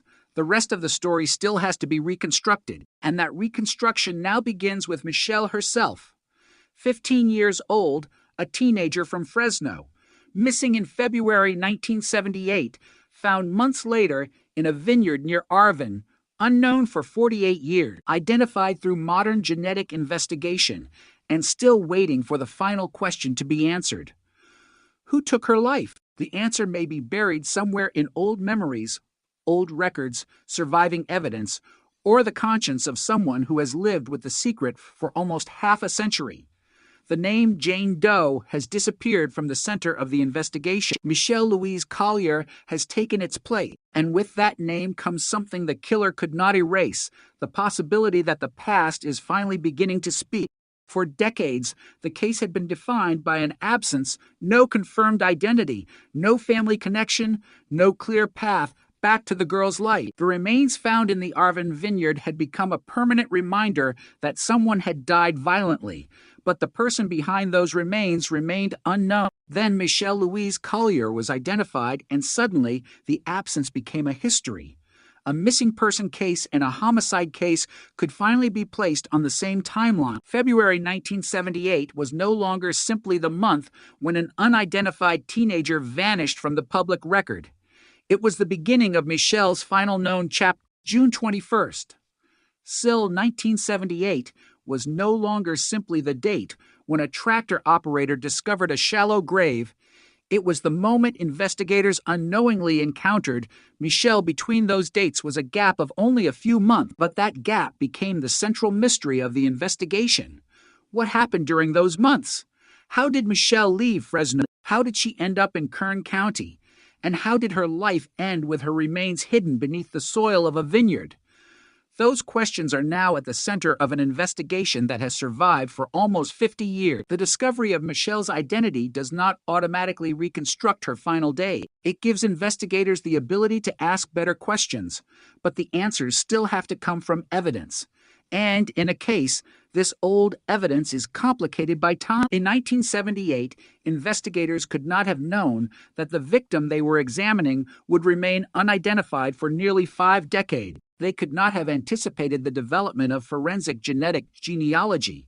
They could not have predicted that DNA recovered decades later might eventually provide the first major breakthrough. The original investigators were working with the science and resources available to them. The limitations of that era became part of the case itself. When the remains were discovered, the immediate task was to determine who the victim was and what had happened to her. The burial site provided the first physical location associated with her death, but without an identity, investigators could not easily reconstruct the events that came before it. This is one of the fundamental problems in unidentified homicide investigations. The victim's life is often the map that leads investigators to the killer. Friends, relatives, co-workers, neighbors, and acquaintances can provide information about the victim's movements and relationships. A missing person report can establish when someone was last seen. A photograph can trigger recognition. Personal belongings can provide clues. But if the victim has no name, those investigative doors remain closed. That is why the identification of Michelle was such a significant turning point. Suddenly, the investigation had a human history attached to it. Michelle was 15 years old. She was from Fresno. She disappeared in February 1978. Her remains were later found near Arvin. These facts could finally be connected, yet the investigators still faced the challenge of reconstructing a world that had disappeared. 48 years had passed. People had grown old. Some had died. Places had changed. Memories had faded. The teenager who disappeared in 1978 could no longer be questioned. The people around her at the time might remember only fragments, but fragments can sometimes become important when they are placed into the right timeline. A single memory may seem insignificant until investigators know exactly who they are looking for. The identification, therefore, created an opportunity to revisit information that had once seemed disconnected. When Michelle was still Jane Doe, investigators could only ask, "Who is this girl?" After the DNA identification, they could ask, what was happening in Michelle's life immediately before she disappeared? That is a far more focused question. It allows investigators to examine her known connections, her movements, and the circumstances of her disappearance. It also allows them to compare those details with the location where she was eventually found. The geography matters. Michelle disappeared from Fresno. Her remains were discovered near Arvin in Kern County. The distance between those places becomes part of the investigative puzzle. How she traveled from one location to the other is a question that may never be answered completely unless new evidence emerges. But investigators can now consider the question in relation to a specific person rather than an unknown victim. That distinction can change the value of old information. A person who remembered seeing Michelle in 1978 may have never known that the Jane Doe case involved her. A witness who heard about an unidentified teenager might have assumed the victim was someone else. Now the cases are connected. The identity creates a bridge between memories that may have remained separate for decades. There is also another important factor. Michelle's family had spent decades without knowing where she was. The identification gives them an answer, but it also demonstrates how much time was lost. For almost half a century, they could not visit a known grave. They could not know what had happened. They could not fully understand whether Michelle had been taken somewhere, whether she had left voluntarily, or whether something terrible had happened to her. The truth was, waiting in an investigation they could not see. The Jane Doe buried at Arvin Cemetery was Michelle. The teenager they were missing had been found, but the connection remained hidden because the forensic technology of the time could not establish it. That is why the 2007 exhumation is such an important part of the case. Investigators recognized that modern DNA testing offered a new opportunity. The remains were recovered from the cemetery so biological material could be analyzed. The case was brought into the era of genetic evidence, but again, science could only take the investigators so far. The DNA profile did not immediately produce a match. The mystery survived. In 2015, the facial reconstruction represented another attempt to bring the public into the investigation. A reconstructed image could potentially produce the recognition that science had failed to generate. But again, no definitive identification followed. The case remained unresolved until the next generation of forensic techniques became available. By the time investigators turned to advanced DNA analysis and genetic genealogy, Michelle had been unidentified for almost 50 years. The scale of the passage of time was enormous. A case that began with paper files and physical evidence was now being examined through sophisticated genetic technology. Othram's work to develop a forensic DNA profile gave investigators the biological information necessary to pursue genetic genealogy. That process eventually led to Michelle's identification. The breakthrough demonstrated something important about cold cases. They are not always solved because investigators suddenly discover new evidence. Sometimes they are solved because old evidence becomes useful in a new way. The remains had existed for decades. The biological material had existed for decades. The investigation itself had existed for decades. What changed was the ability to interpret those materials. The DNA did not appear in 2026. It had been there all along. What changed was the science capable of turning it into a lead. That is one of the most extraordinary aspects of Michelle's case. The passage of time did not destroy the evidence completely. Instead, it created a situation in which future technology could eventually unlock information that the original investigators could not access. The same evidence that once produced silence could now produce a name. But the identification also creates a warning. DNA can identify a person, but it does not necessarily tell the entire story of a crime. The genetic profile could lead investigators to Michelle, but the circumstances surrounding her death still require separate investigation. That distinction is critical. The scientific breakthrough solved the identity problem. It did not solve the homicide. The killer remains unidentified publicly. The case remains open, and investigators still need to determine how Michelle died and who was responsible. That means the next stage of the investigation may depend on more traditional detective work. Interviews, records, timelines, relationships, historical evidence, the reconstruction of Michelle's final known movements. Every surviving detail could matter. Cold cases are often solved through combinations of old and new technique. DNA can open the door, but investigators still have to walk through it. Michelle's case now stands at that doorway. For nearly 50 years, investigators were trying to identify the girl in the grave. Now they know. That changes the emotional center of the case as well. Jane Doe was a mystery. Michelle is a person. Her name can be spoken. Her family can remember her. Her life can be reconstructed. Her disappearance can be examined not simply as an unexplained event, but as something that happened to a specific 15-year-old girl. The case now has a victim whose story can be told, and that makes the unresolved questions even more painful. Somewhere in the history of February 1978, there may be a detail that has never been understood. Somewhere there may be a witness who remembers something differently today than they did decades ago. Somewhere there may be a record that was overlooked. Somewhere there may be someone who knows more than they have ever admitted. The person responsible for Michelle's death may have believed that the passage of time would make the crime impossible to solve. For almost 50 years, it seemed that way. But the identification of Michelle proved that time does not always win. Technology changed the balance. The evidence survived. The victim's identity returned, and now the investigation has another chance. Not a guarantee, not a promise of an immediate arrest, but a chance. Michelle's name has been recovered from the silence. Her story has been separated from the label Jane Doe. The grave has a name, the family has an answer, and the case has a new question written across it in unmistakable terms. Who killed Michelle Louise Collier? Nearly half a century ago, someone knew the answer. Today, investigators are still searching for the evidence that can finally make that secret speak.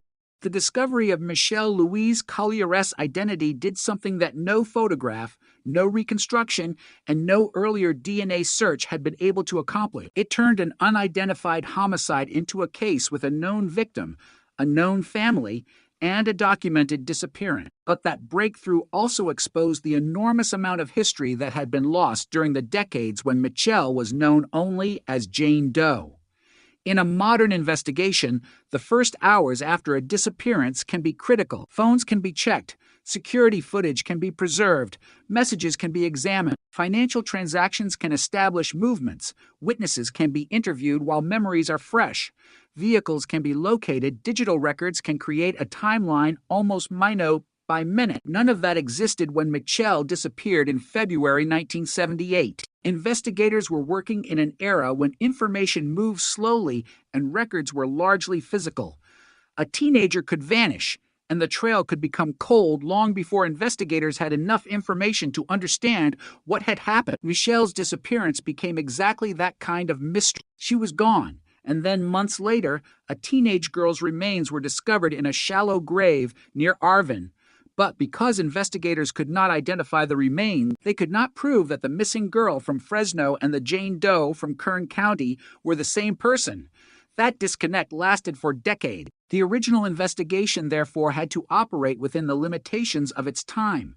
Investigators examined the remains and attempted to determine who the victim was. The circumstances of the burial made clear that this was not an ordinary missing person case. Someone had placed the body underground. The victim had not simply disappeared without explanation. She had become the center of a homicide investigation.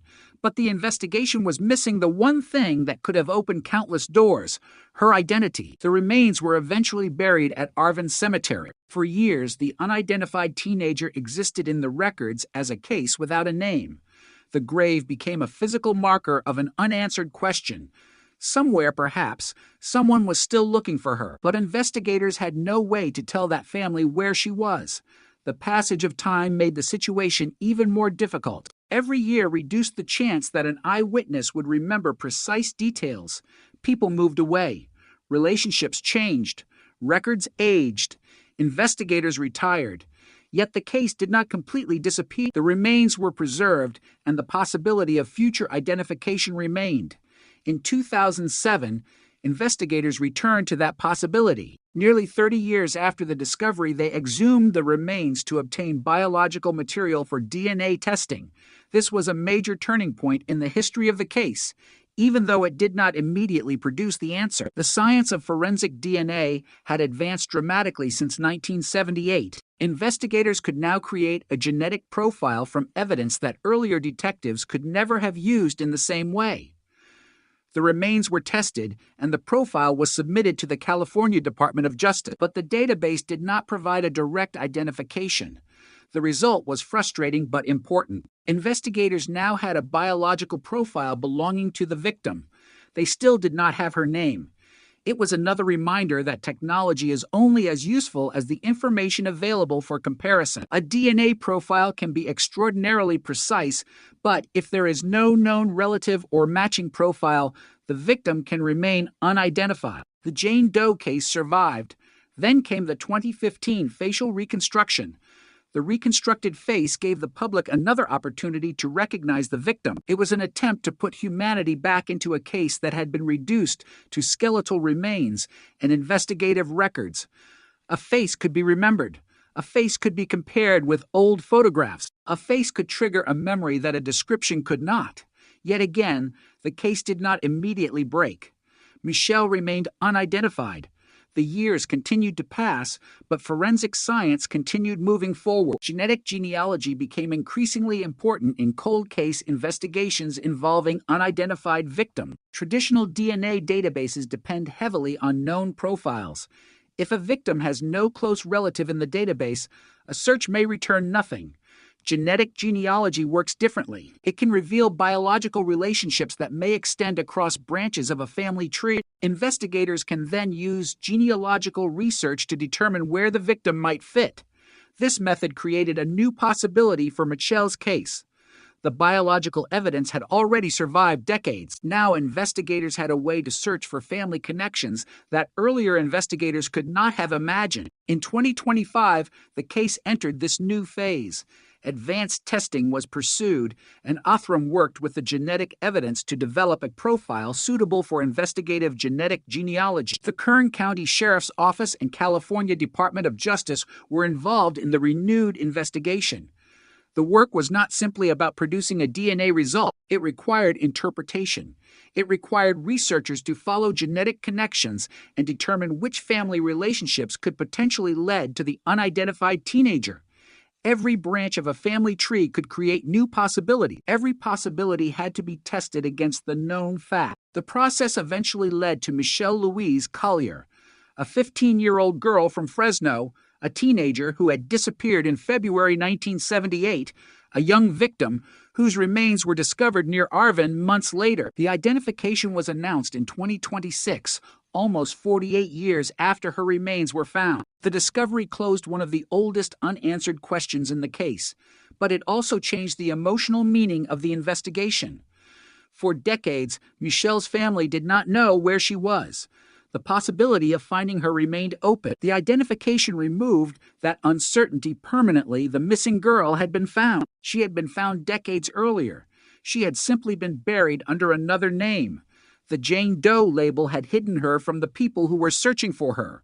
Modern science finally removed that barrier. Yet the case did not become easier in every respect. In some ways, the identification made the remaining mystery more painful. Now there was no uncertainty about who the victim was. There was only uncertainty about who had killed her. The public record does not identify a perpetrator.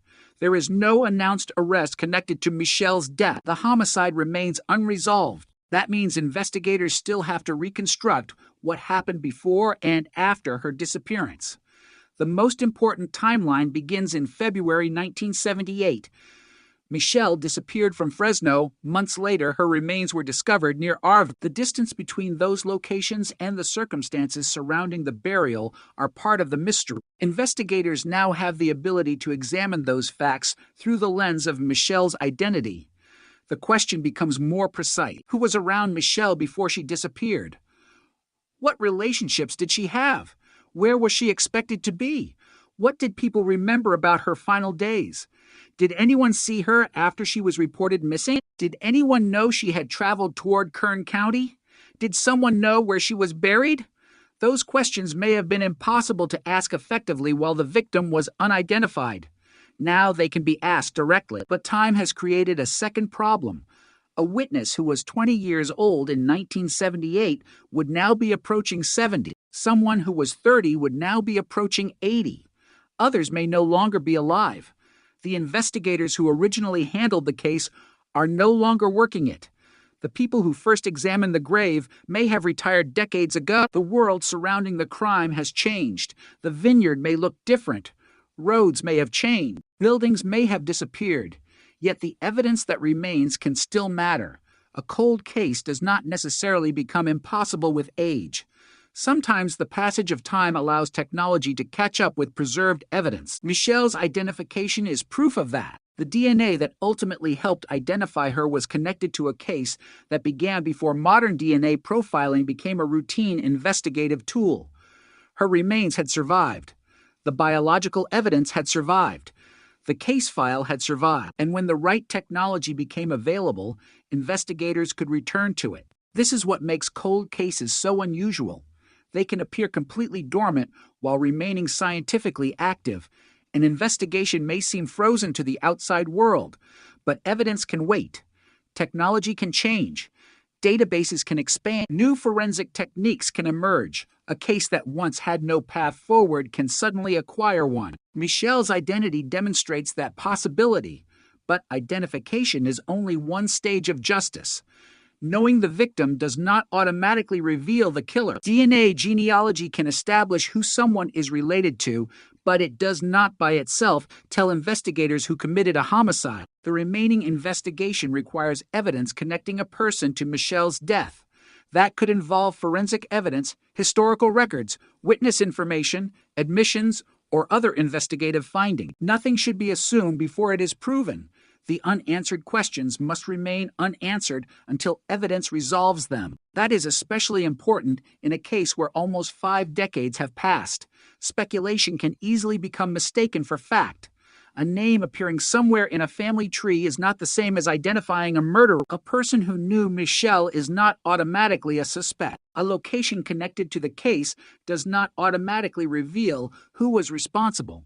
The investigation must separate possibility from proof. Michelle's story now demands exactly that kind of careful reconstruction. Her identity has been restored. Her family knows where she was. Her grave has a name, but the person who placed her there remains unknown publicly. Somewhere in the surviving history of 1978 may be the key. It may be buried inside an old report. It may exist in a memory that has never been shared. It may be contained within evidence that modern science can now analyze more effectively. Or it may depend on someone who has carried the truth for decades finally deciding that silence is no longer possible. For almost 50 years, Michelle was a name nobody could recover. Now her name is known. The next step is to recover the truth behind it. For almost 5 decades, Michelle Louise Collier existed in 2 separate worlds. In one, she was a missing teenager from Fresno, a 15-year-old girl whose disappearance left the family with unanswered questions. In the other, she was Jane Doe, an unidentified homicide victim discovered in a vineyard near Arbor. The 2 identities belonged to the same person, but for decades investigators could not prove it. That separation is what made the case so difficult and what makes the eventual DNA breakthrough so significant. The discovery of Michelle's identity did not simply add a name to an old case file. It connected to investigations that had been separated by time, geography, and technology. Suddenly, the girl who disappeared in February 1978 and the teenager whose remains were discovered on June 21st of the same year were one and the same. That connection created an investigative timeline that had never been available before. But a timeline is only useful when investigators can fill it with evidence. The central mystery remains what happened between Michelle's disappearance and the discovery of her remains. Her life before that point becomes essential. Her movements become important. Her relationships become relevant. The people who knew her may hold pieces of a story that was never assembled while she was unidentified. In a case that has survived this long, even seemingly ordinary details can become significant because investigators now know exactly whose story they are trying to reconstruct. When Michelle disappeared, the world had no way of knowing that her remains would later be found in Kern County. The people who searched for her could not connect the disappearance to an unidentified victim. The investigators who found the remains could not connect the body to Michelle. That disconnect effectively divided the evidence. One investigation was looking for a missing girl. The other was trying to identify a dead teenager. Neither side had the missing piece. The problem persisted because the technology required to connect the 2 cases did not yet exist. Fingerprints and dental records did not provide the necessary identification. Later, when investigators returned to the case in 2007, modern DNA testing created a new opportunity. The remains were exhumed so biological evidence could be collected. The resulting DNA profile was submitted to the California Department of Justice, but it did not immediately produce a match. The profile was there, waiting, yet there was no name attached to it. This is an important part of the story because it demonstrates how many times the case came close to a solution without actually reaching one. The evidence had survived. The victim's biological identity had survived, but the connection to her family remained out of reach. In 2015, investigators attempted another route by creating a forensic facial reconstruction. The reconstructed face gave the unidentified teenager a visual identity. At least approximately, it offered the public something recognizable. But recognition did not come. The case continued. Years passed again. Then forensic investigative genetic genealogy changed what was possible. The basic principle was revolutionary in its simplicity. If investigators could not find a direct DNA match to the unidentified victim, perhaps they could find relatives. A distant genetic relationship could become the first thread. From that thread, researchers could build a family tree. The family tree could then be compared with the known circumstances of the unidentified person. In a case like Michelle's, that meant the possibility of moving from anonymous DNA to a specific family. The work required specialized laboratory testing and careful genealogical research. In 2025, investigators pursued advanced DNA analysis with the help of Othram. The laboratory was able to develop the forensic genetic information necessary for investigative genealogy. The effort involved the Kern County Sheriff's Office, the California Department of Justice, and National Missing Person Resource. The investigation was no longer limited to the databases available to detectives decades earlier. It could now explore biological relationships across generations. Slowly, the unidentified teenager began to emerge from the data. The process ultimately led to Michelle Louise Collier. The announcement in 2026 ended one of the most painful uncertainties surrounding the case. Michelle was no longer an unidentified victim. She was a 15-year-old girl from Fresno who had disappeared in February 1978. The remains found near Arvin were hers. The grave at Arvin Cemetery was hers. The Jane Doe file belonged to her. For the first time in nearly half a century, her family could place her name alongside the evidence. But the identification also forced investigators to confront the enormous passage of time. 48 years is longer than many entire careers. It is longer than the childhood and adulthood of an entire generation. Someone who was a child when Michelle disappeared could now be approaching retirement age. Someone who was an adult witness in 1978 could now be elderly or gone. The people who once knew the details of Michelle's life may have forgotten them. The people who knew something about her death may have spent decades believing that no one would ever ask again. That is one reason. The identification matters so much now. It gives investigators the ability to return to the case with a precise target. Instead of searching for any missing teenage girl who could fit the unidentified remains, they can focus on Michelle's known life. They can examine the people who knew her. They can review the circumstances of her disappearance. They can revisit records and information from the period with a clearer understanding of who the victim was. The case has a new center of gravity, yet there is another reality. Cold cases do not automatically become easier because a victim is identified. In some respects, the investigation becomes more complicated. Once the identity is known, the number of possible explanations expand. Investigators must determine which pieces of information are reliable and which may have been distorted by decades of memory. A witness may remember an event, but misremember the date. Another person may remember Michelle being somewhere but not remember exactly when. An old document may contain an error. A secondhand story may have changed over the years. Investigators must separate evidence from recollection and fact from assumption. The goal is not simply to construct a compelling story. It is to reconstruct what can actually be proven. That distinction becomes especially important because Michelle's case remains unresolved. No publicly announced suspect has been identified as her killer. No arrest has ended the investigation. The identity breakthrough, therefore, cannot be mistaken for a murder solution. Michelle has been identified, but justice has not yet been completed. Her family has received an answer about what happened to their missing teenager, but they still lack the answer to the most important question. Who was responsible?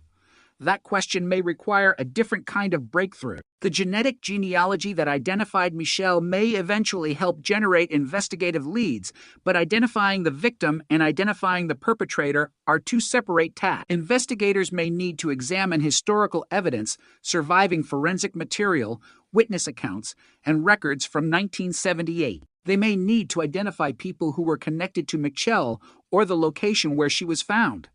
They may need to reconstruct the timeline of her disappearance and determine how she could have traveled from Fresno to Kern County. Every possibility has to be tested against evidence. Nothing can simply be assumed because it appears plausible. The vineyard itself remains one of the most important physical locations in the story. It was there that the tractor operator unknowingly disturbed the grave and brought a hidden crime to the surface. Before that moment, Michelle had been concealed underground. Whoever buried her had apparently expected the location to remain undisturbed, but the tractor changed everything.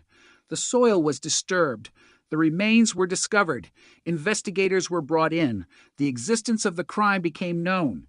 Yet the person responsible was never publicly identified. The discovery was both a breakthrough and the beginning of another mystery. Investigators knew they had a victim. They knew someone had buried her, but they did not know her name, her history, or the circumstances that had brought her there.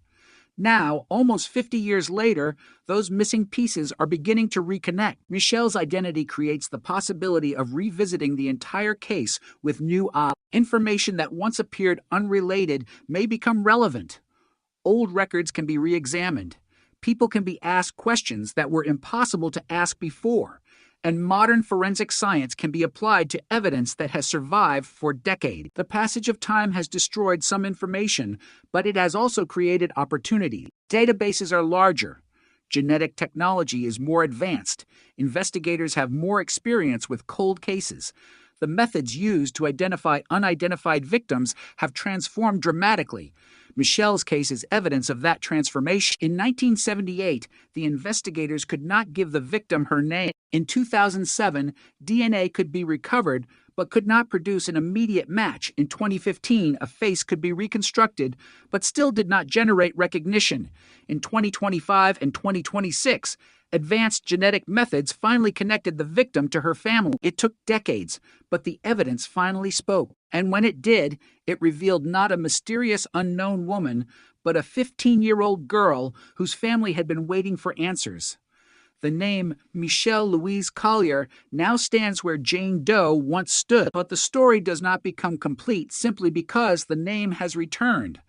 A name tells investigators who the victim was. It does not tell them why she died. It does not identify the person who buried her. It does not explain what happened in the final hours of her life. Those answers remain somewhere beyond the breakthrough, and after almost 50 years, the investigation now faces the most difficult challenge of all, turning identification into accountability. The person responsible may have believed that the passage of time had erased the trail, but the case has already demonstrated the opposite. Evidence can wait. Technology can change. A buried identity can return, and once a victim has a name again, the past can become dangerous for anyone who has spent decades believing that the truth would remain buried with her. The case of Michelle Louise Collier had spent decades trapped between two realities. In one reality, a family was missing a 15-year-old girl. In the other, law enforcement had the remains of an unidentified teenager buried in Kern County. For almost 50 years, those realities could not be connected. Then modern genetic science finally built the bridge. But once Michelle's identity was confirmed, the investigation entered a different and potentially more difficult phase. Finding a victim's name is one problem. Finding the person responsible for her death is another.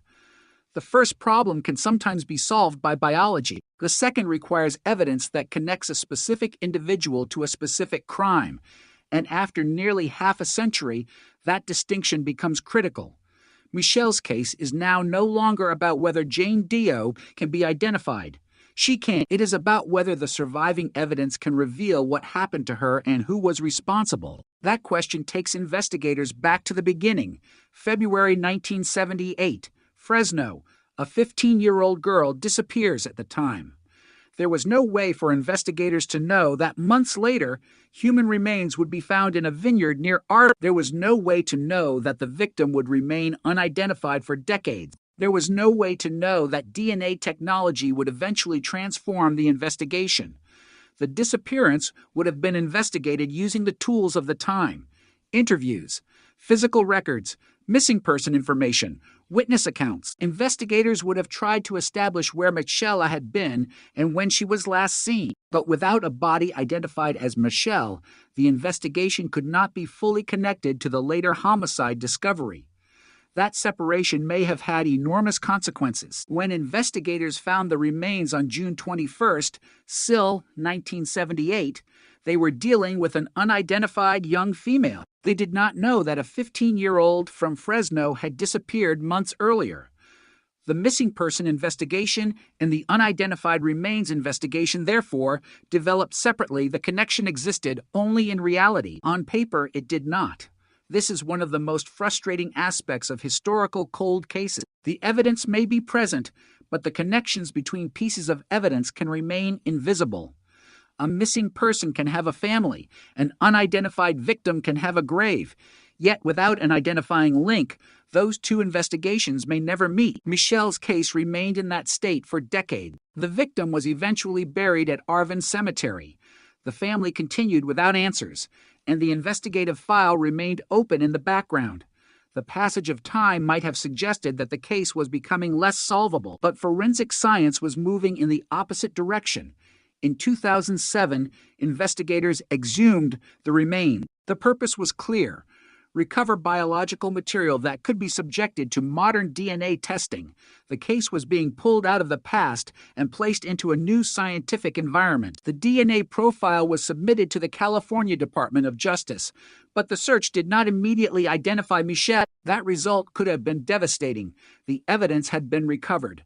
The technology existed, yet the name remained missing. Still, the DNA profile was valuable. It preserved a biological record that could potentially be revisited as databases and methods improved. That would become important later. In 2015, investigators created a forensic facial reconstruction. The reconstructed image gave the public a new way to see the unidentified victim. It was an attempt to transform skeletal evidence into a recognizable face, but again, the identity remained unknown. The case was still waiting for the right connection. The breakthrough eventually came through a new generation of genetic investigation. Investigative genetic genealogy had begun changing cold case work by allowing investigators to search for relatives rather than requiring a direct match. The approach could turn an unidentified DNA profile into a family network. From that network, investigators could work toward a specific individual. For Michelle, the process became possible after advanced testing was performed on evidence from the case. In 2025, investigators worked with Othram to develop the forensic genetic profile necessary for genealogy. The Kern County Sheriff's Office and California Department of Justice were part of the investigation. The goal was no longer simply to compare the victim's DNA against a limited database. The goal was to uncover family connection. The genetic information could reveal biological relationships. Those relationships could then be researched through genealogical records. A family tree could be constructed. Potential identities could be evaluated.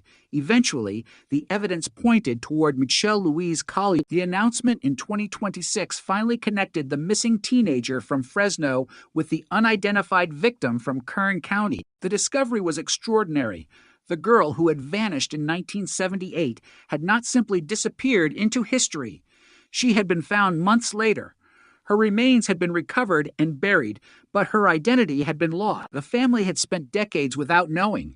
The investigators had spent decades without knowing. Now everyone knew. Michelle had been found, but she had been murdered. That realization transformed the emotional landscape of the case. For decades, the family had lived with uncertainty. Now there was certainty, but it came with grief. The identification could not bring Michelle back. It could only tell her family where she had been and confirm that she had died almost 50 years earlier. Yet there is another important consequence. Identification can give investigators access to a victim's history. Before Michelle's identity was known, detectives could not confidently connect the Jane Doe remains to people who had known Michelle. Now they can. They can ask who knew her.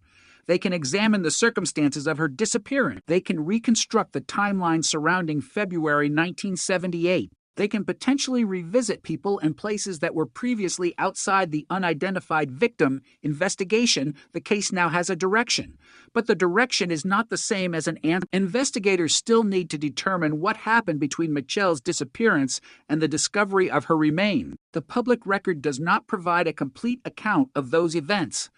That means the most dramatic questions remain unanswered. Who was the last person known to see Michelle? What circumstances surrounded her disappearance? How did she get from Fresno to the area near Arvin? Who knew where she was? Who knew about the burial site? Did the person responsible act alone? Was anyone else aware of what happened?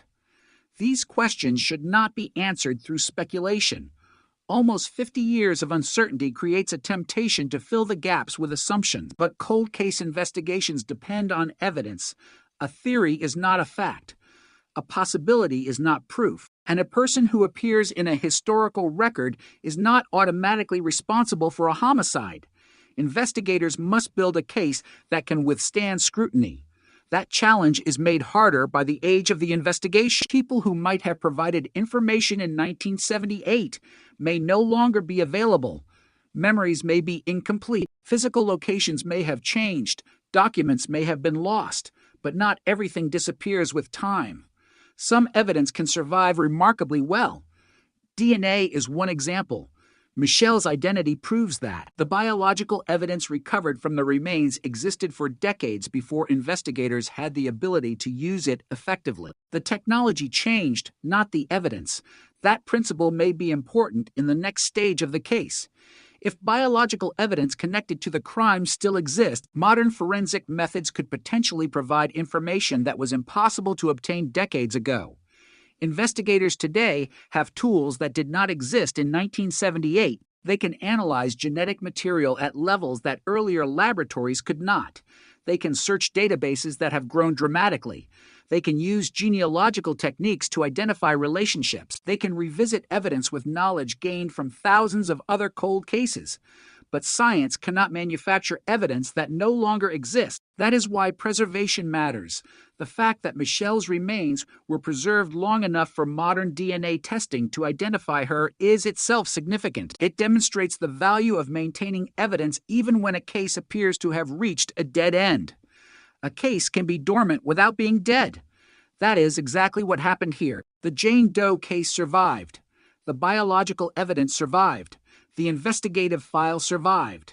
Eventually, the science caught up. Now investigators face a new task, determining whether the same evidence or other surviving evidence can help identify Michelle's killer.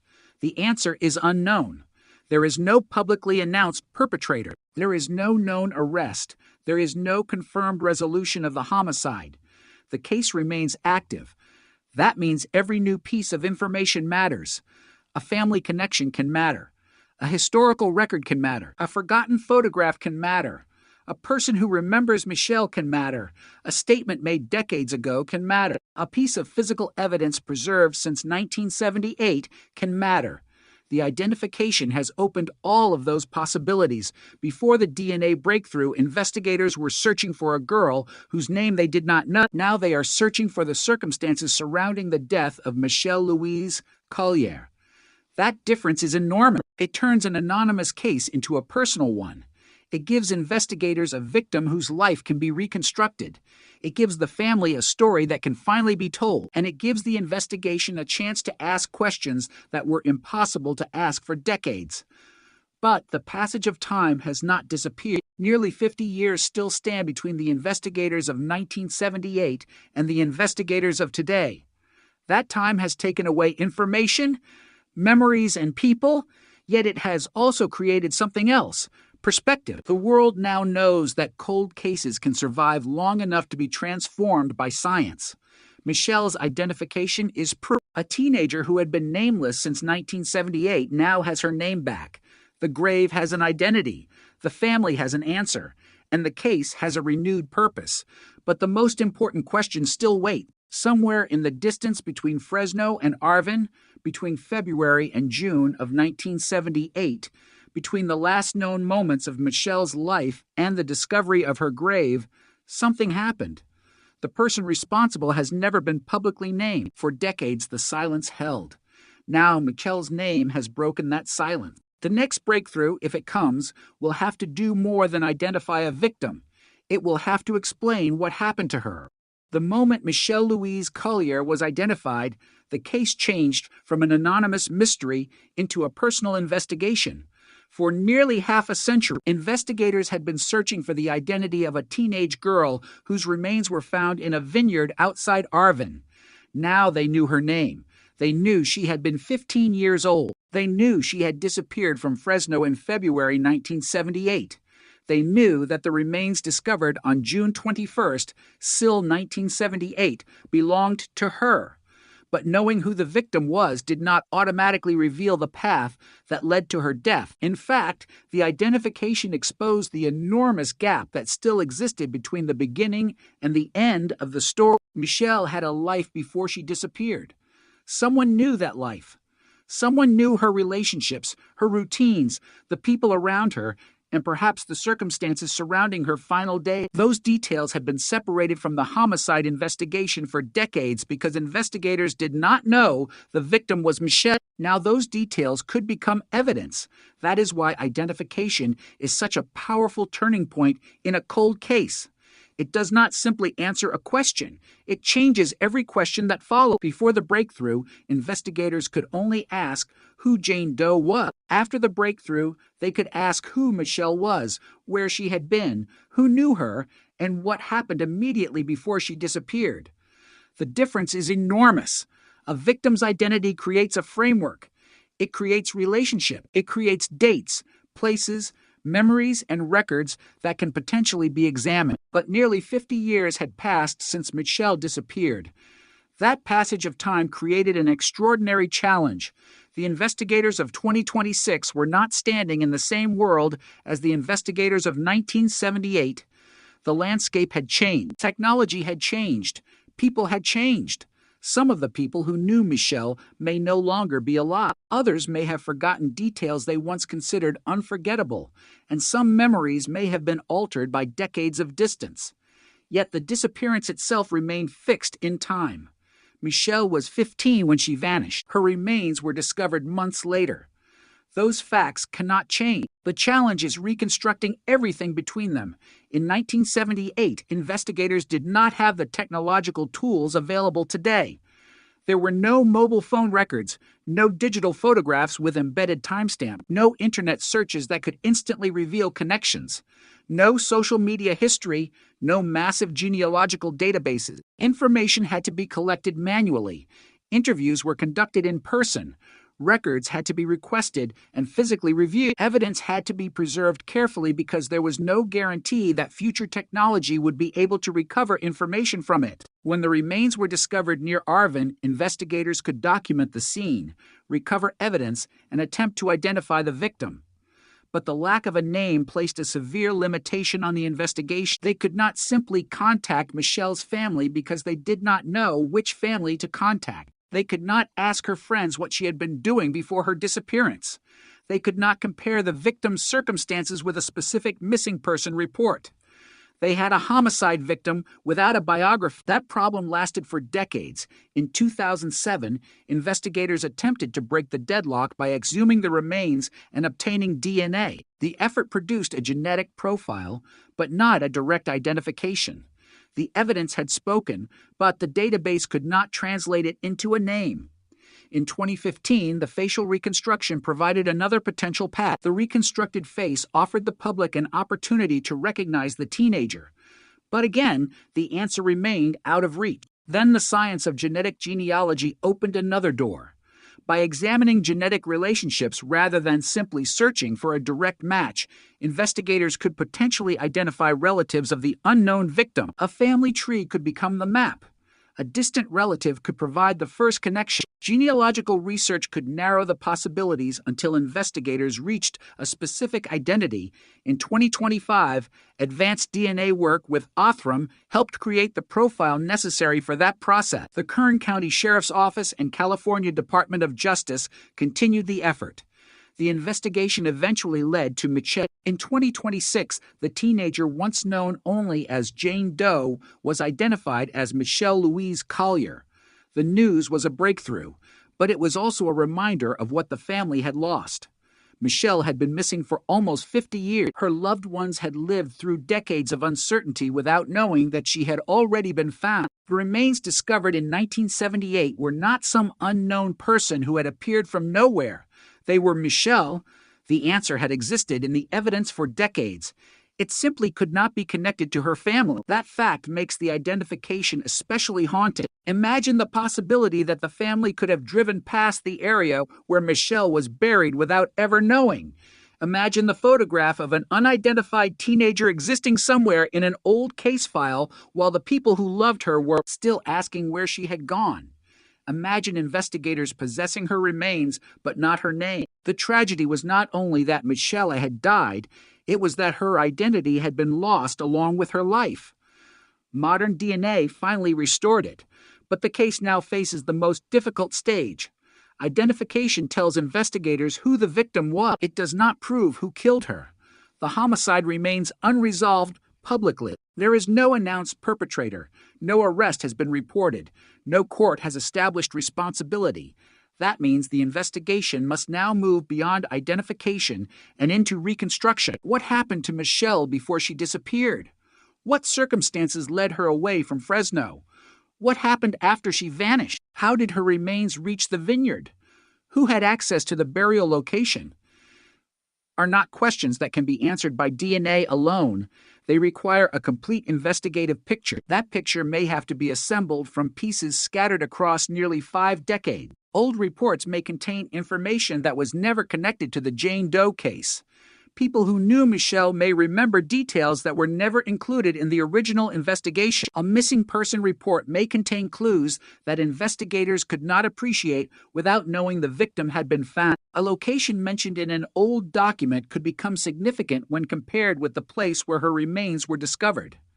The identification gives investigators a reason to look again, and looking again is often where cold cases begin to change. But investigators must also be careful. The passage of time can make speculation feel like evidence.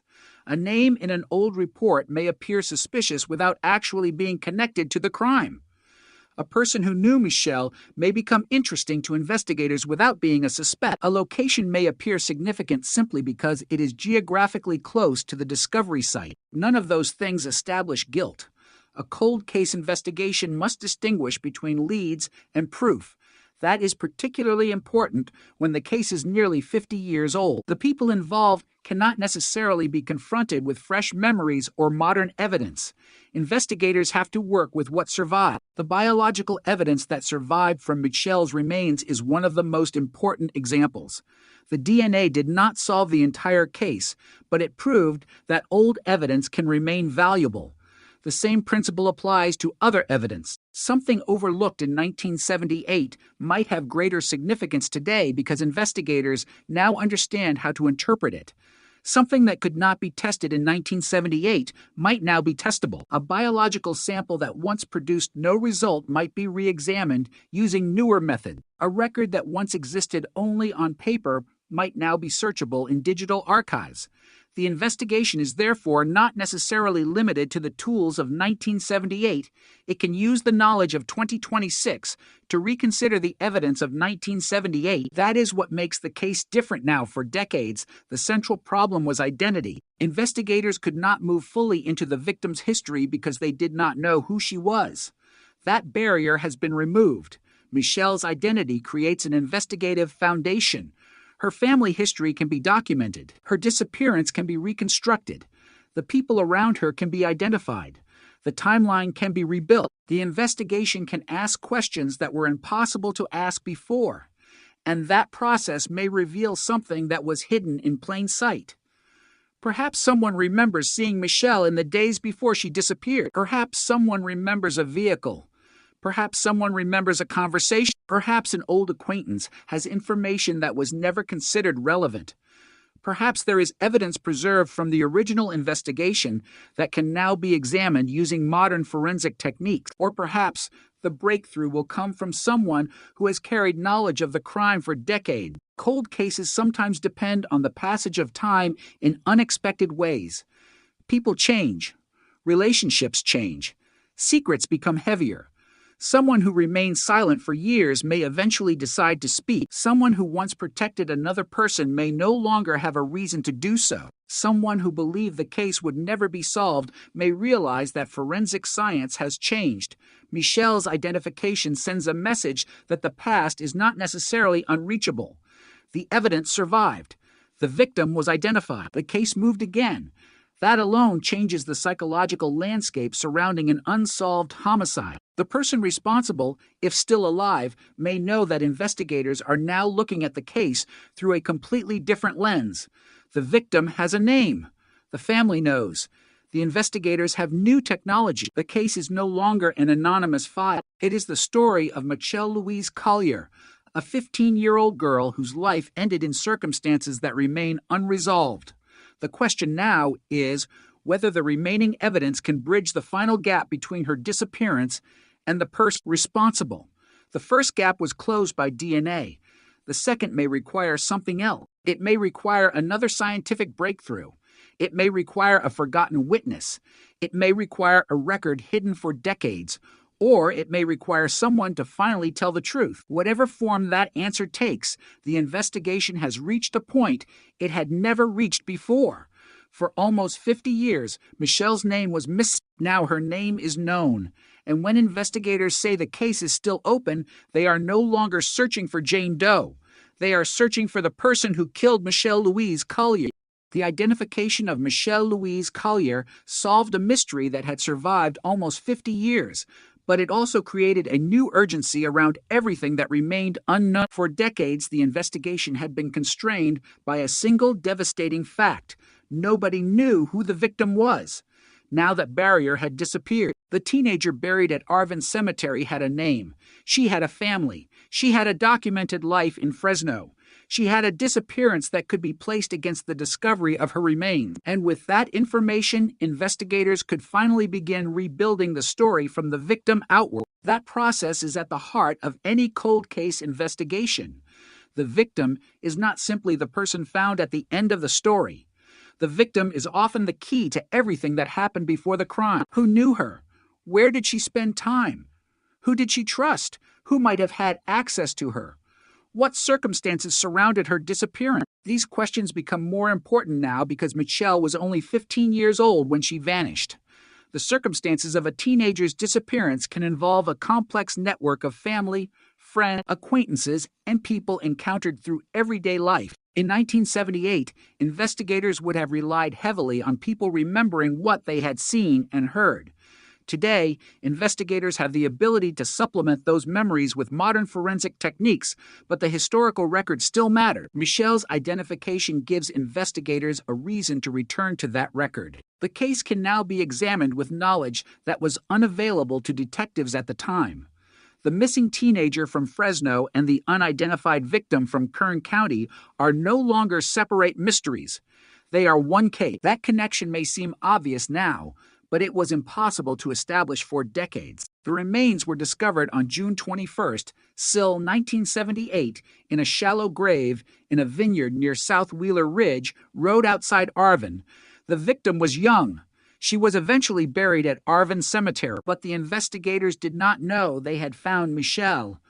Her family did not know Michelle had been found. The two sides of the case remained separated by the absence of identification.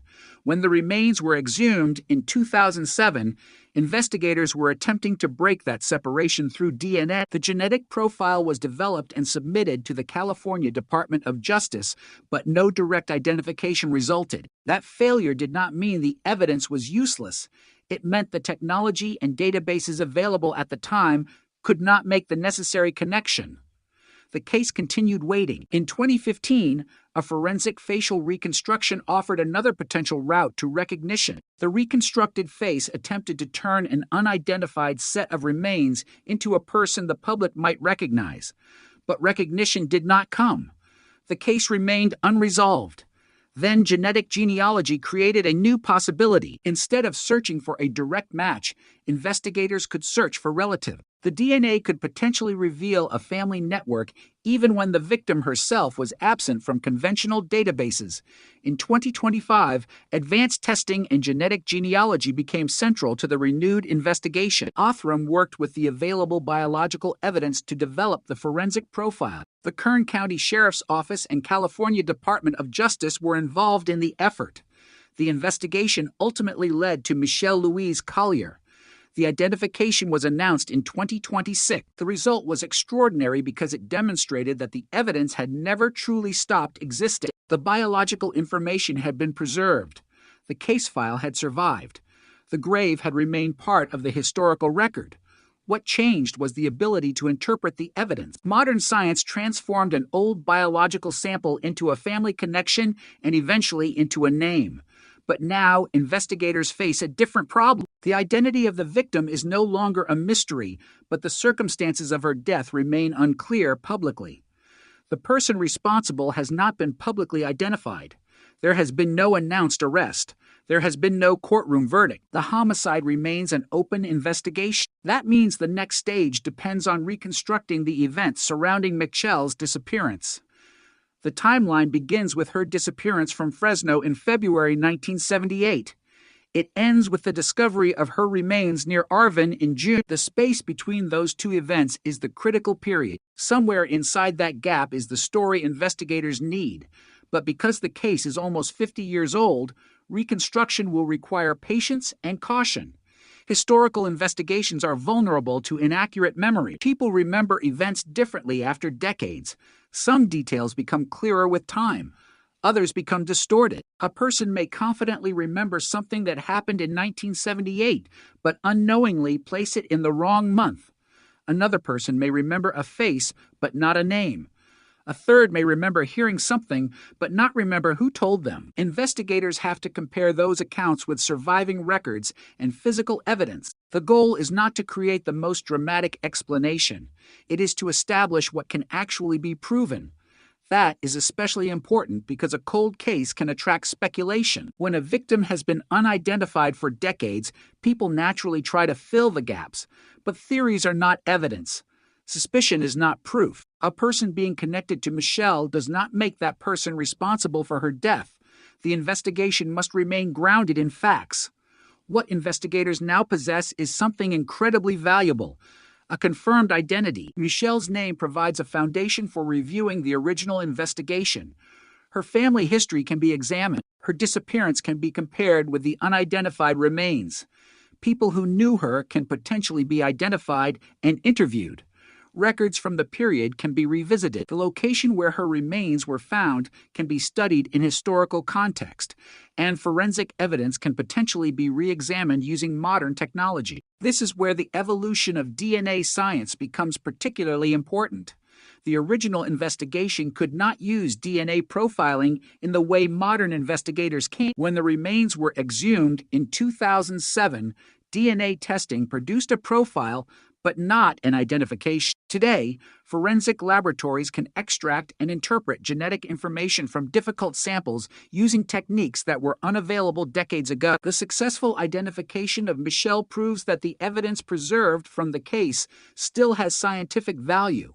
That raises an important possibility. If other biological evidence was preserved, modern testing might potentially provide information that earlier investigators could not obtain. But that possibility must remain exactly what it is: a possibility. There has been no public announcement establishing that new forensic testing has identified Michelle's killer. The identity breakthrough and the homicide solution are separate stages. Michelle has been identified. The killer has not been publicly identified. That distinction must remain clear. Yet, even without a suspect, the identification itself changes the investigation's reach.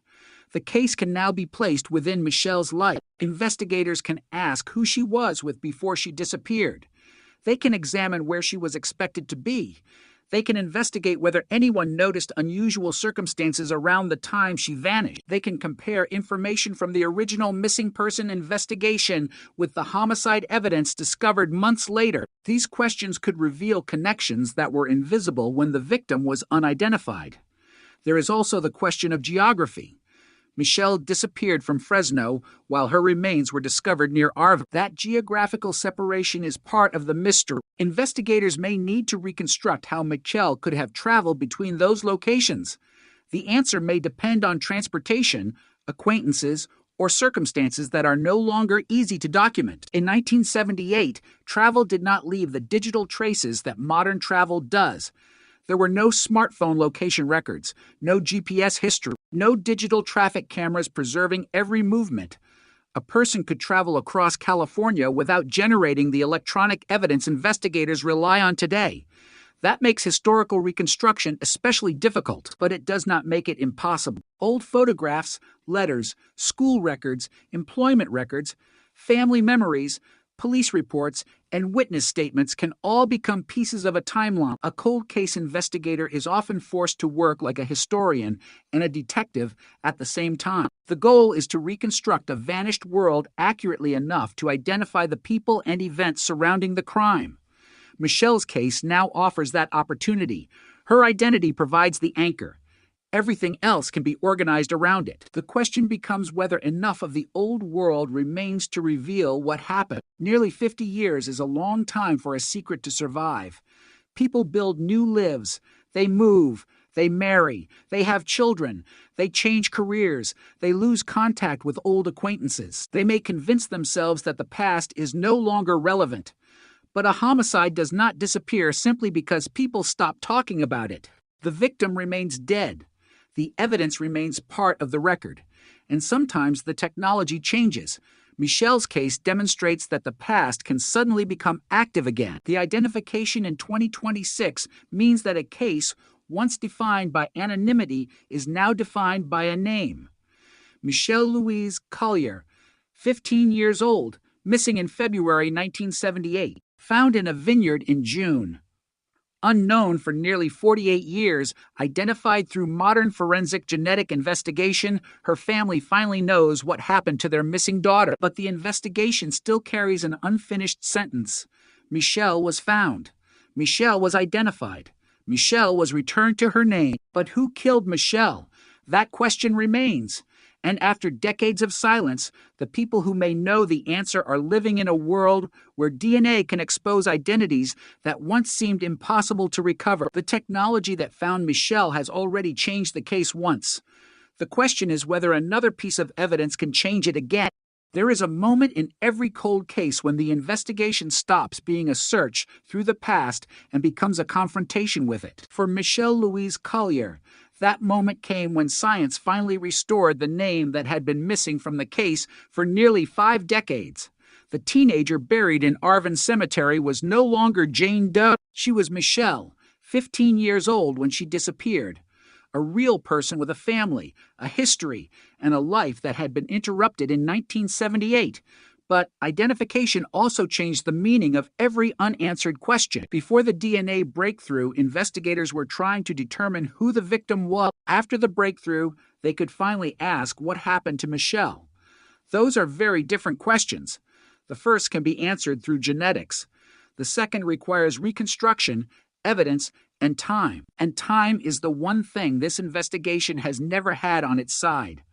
Almost 50 years had passed since Michelle disappeared. The world around the case had changed beyond recognition. The technology available to investigators in 1978 was primitive compared with what exists today.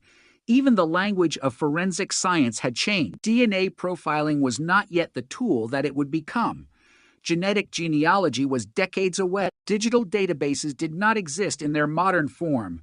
The investigation had been forced to survive in a world of paper records, physical photographs, handwritten notes, telephone calls, and memory. That reality matters because the first investigation could only follow the evidence it had. When Michelle's remains were discovered in a vineyard near Arvin on June 21st, Sill 1978, investigators had to start with an unknown victim.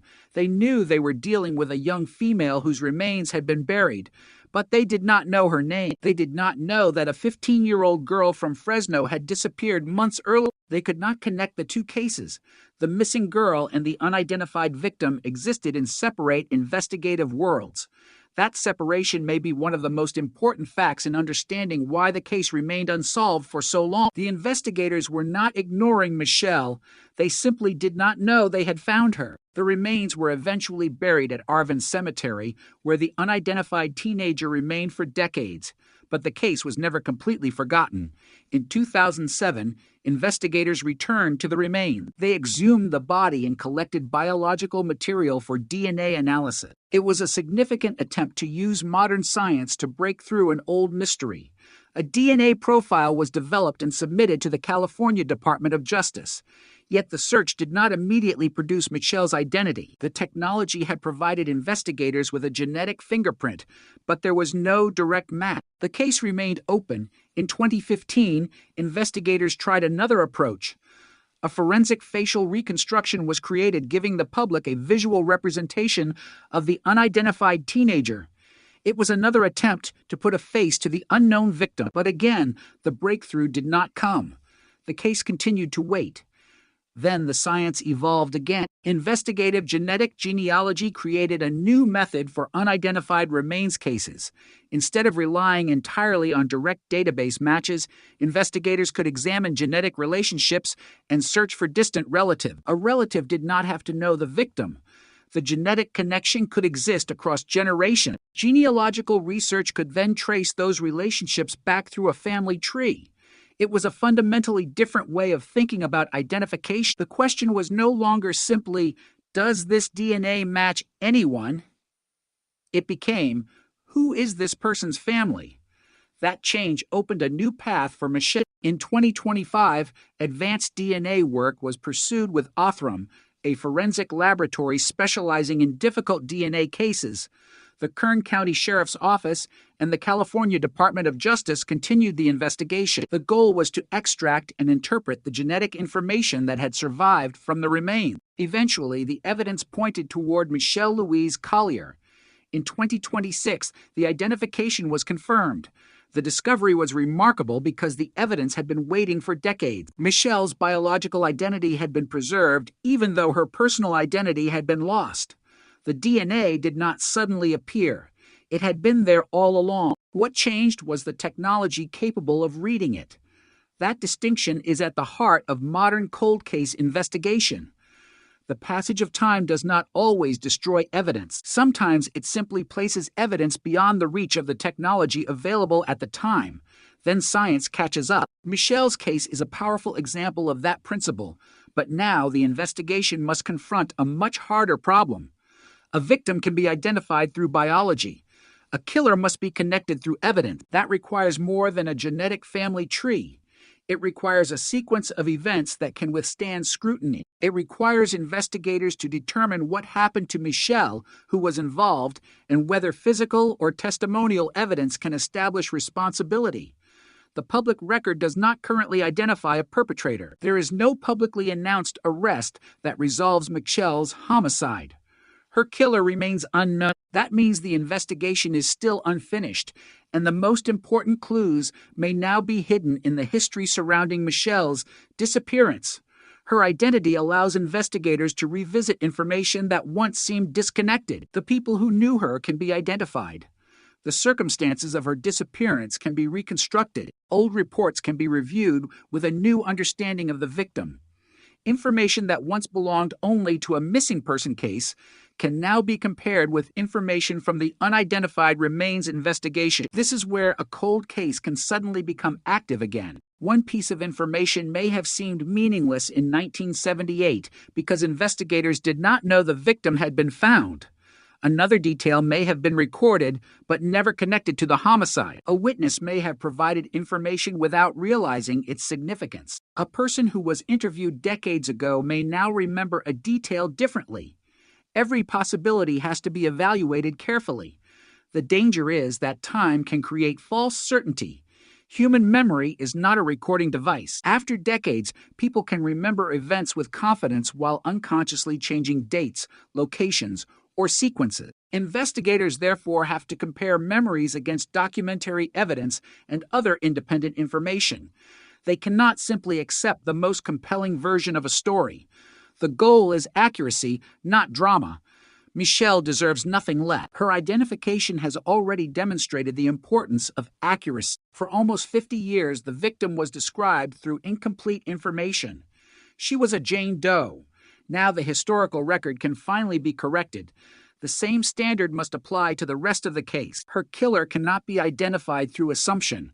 Responsibility cannot be assigned because someone seems suspicious. A person who knew Michelle is not automatically connected to her death. A person who lived near the discovery site is not automatically a suspect. Every conclusion must be supported by evidence. That principle becomes even more important as public attention returns to the case. The identification of Michelle has the power to generate new information.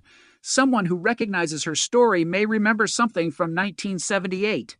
Someone who knew her may realize that a detail they dismissed decades ago could matter. Someone who encountered an unidentified victim case years ago may now recognize the connection. The public can become part of the investigative process, but public attention can also produce misinformation. Old rumors can resurface. Unverified theories can spread. Names can be associated with crimes without evidence. That is why investigators must distinguish between a lead and a proven fact. A lead is something that can be investigated. Proof is something that can establish responsibility.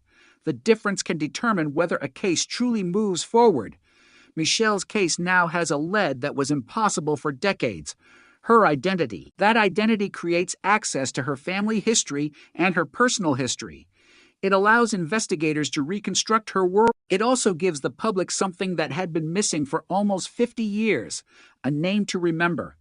Michelle was not simply an unidentified teenager found in a vineyard. She was a 15-year-old girl whose disappearance created an unanswered wound in her family. The fact that her remains were discovered only months after she disappeared makes the story even more painful. She had been found, but nobody knew it was her. Her family was searching while her remains were already part of a homicide investigation. The connection remained invisible until modern DNA technology made it possible. Now the case has reached a new stage. The evidence can be viewed through Michelle's identity. Investigators can revisit the circumstances surrounding her disappearance. They can examine the historical record. They can consider whether surviving forensic evidence can be tested again. And they can search for people who may have information that was never known or never understood. The passage of time has created enormous obstacles, but it has also created a strange possibility. Someone who believed the case was permanently buried may now realize that the case has returned. The teenager who was once anonymous has a name again. Her family has answers that were unimaginable years ago. Investigators have technology that did not exist when she was killed, and the evidence that once seemed silent has already spoken once. It identified Michelle. The question is whether it can speak again, because the most important part of the case remains unresolved. Michelle's identity is no longer a mystery. Her death is. The person who placed her in that shallow grave has never been publicly identified. The reason she was killed remains unknown. The circumstances of her final days remain incomplete, and somewhere within the surviving evidence, the missing pieces may still exist. The case has already waited almost 50 years for one breakthrough. Now it is waiting for another. The difference is that this time investigators are not searching for Jane Doe. They know exactly who they are fighting to give justice to. Her name is Michelle Louise Collier, and after decades of silence, her story has finally returned to the center of the investigation. For nearly 50 years, the most important fact in the case was the one investigators could not establish, the identity of the victim. Everything else depended on it. The grave had been found. The remains had been recovered. The investigation had been opened, but without a name, the case could not fully connect to a family, a missing person report, or a known life. Now that Michelle Louise Collier has been identified, The investigation has crossed a line that once seemed impossible to reach. The unknown teenager has become a specific person. The unidentified remains have become the remains of a 15-year-old girl from Fresno, and the old case file now carries a name that had been missing for decades. But a name does not erase the passage of time. It does not restore the witnesses who may have disappeared from the record. It does not recreate the world of 1978. It does not automatically reveal who Michelle was with when her life came to an end. It simply gives investigators the starting point they never had before. That starting point is powerful because Michelle's identity creates a connection between her disappearance and the remains found months later. For decades, those two events existed separately. Now they form one continuous story. Michelle disappeared in February 1978. On June 21st of that year, the remains of an unidentified young female were discovered in a shallow grave near Arvin. The discovery was shocking enough on its own, but the later identification transformed its meaning completely. The girl in that grave was the teenager who had disappeared from Fresno. The discovery did not happen decades later. It happened in the same year. She vanished. The truth was physically present in the investigation almost from the beginning, but investigators could not recognize it. That is one of the most haunting realities of the case. Michelle was not lost because there was no evidence. She was lost because the available evidence could not be connected. The remains existed. The grave existed. The missing person case existed. What was missing was the bridge between them. That bridge eventually came through DNA, but the road to that breakthrough was long. In 2007, investigators exhumed Michelle's remains to obtain biological material for testing. The decision demonstrated that the case had not been forgotten. Modern forensic science was being brought into an investigation that had begun before DNA profiling had become a standard tool in criminal investigation. The testing produced a genetic profile, but the profile did not immediately identify the victim. It was another moment when science could provide information, but not yet provide the answer. In 2015, investigators attempted another method by creating a forensic facial reconstruction. The reconstructed face gave the unidentified teenager a visual identity that could potentially be recognized by someone who remembered her. But the hoped-for recognition did not come. The case remained unresolved. Then the development of investigative genetic genealogy changed what investigators could attempt. Instead of depending solely on a direct match in a traditional DNA database, investigators could look for genetic relatives and use those relationships to build a family tree. The technique could transform an anonymous biological profile into a genealogical pathway for unidentified victims that could mean the difference between another dead end and a real identity. In the renewed investigation, advanced DNA testing was pursued, with Othram involved in developing the genetic information needed for genealogy. The Kern County Sheriff's Office and the California Department of Justice were involved in the investigation.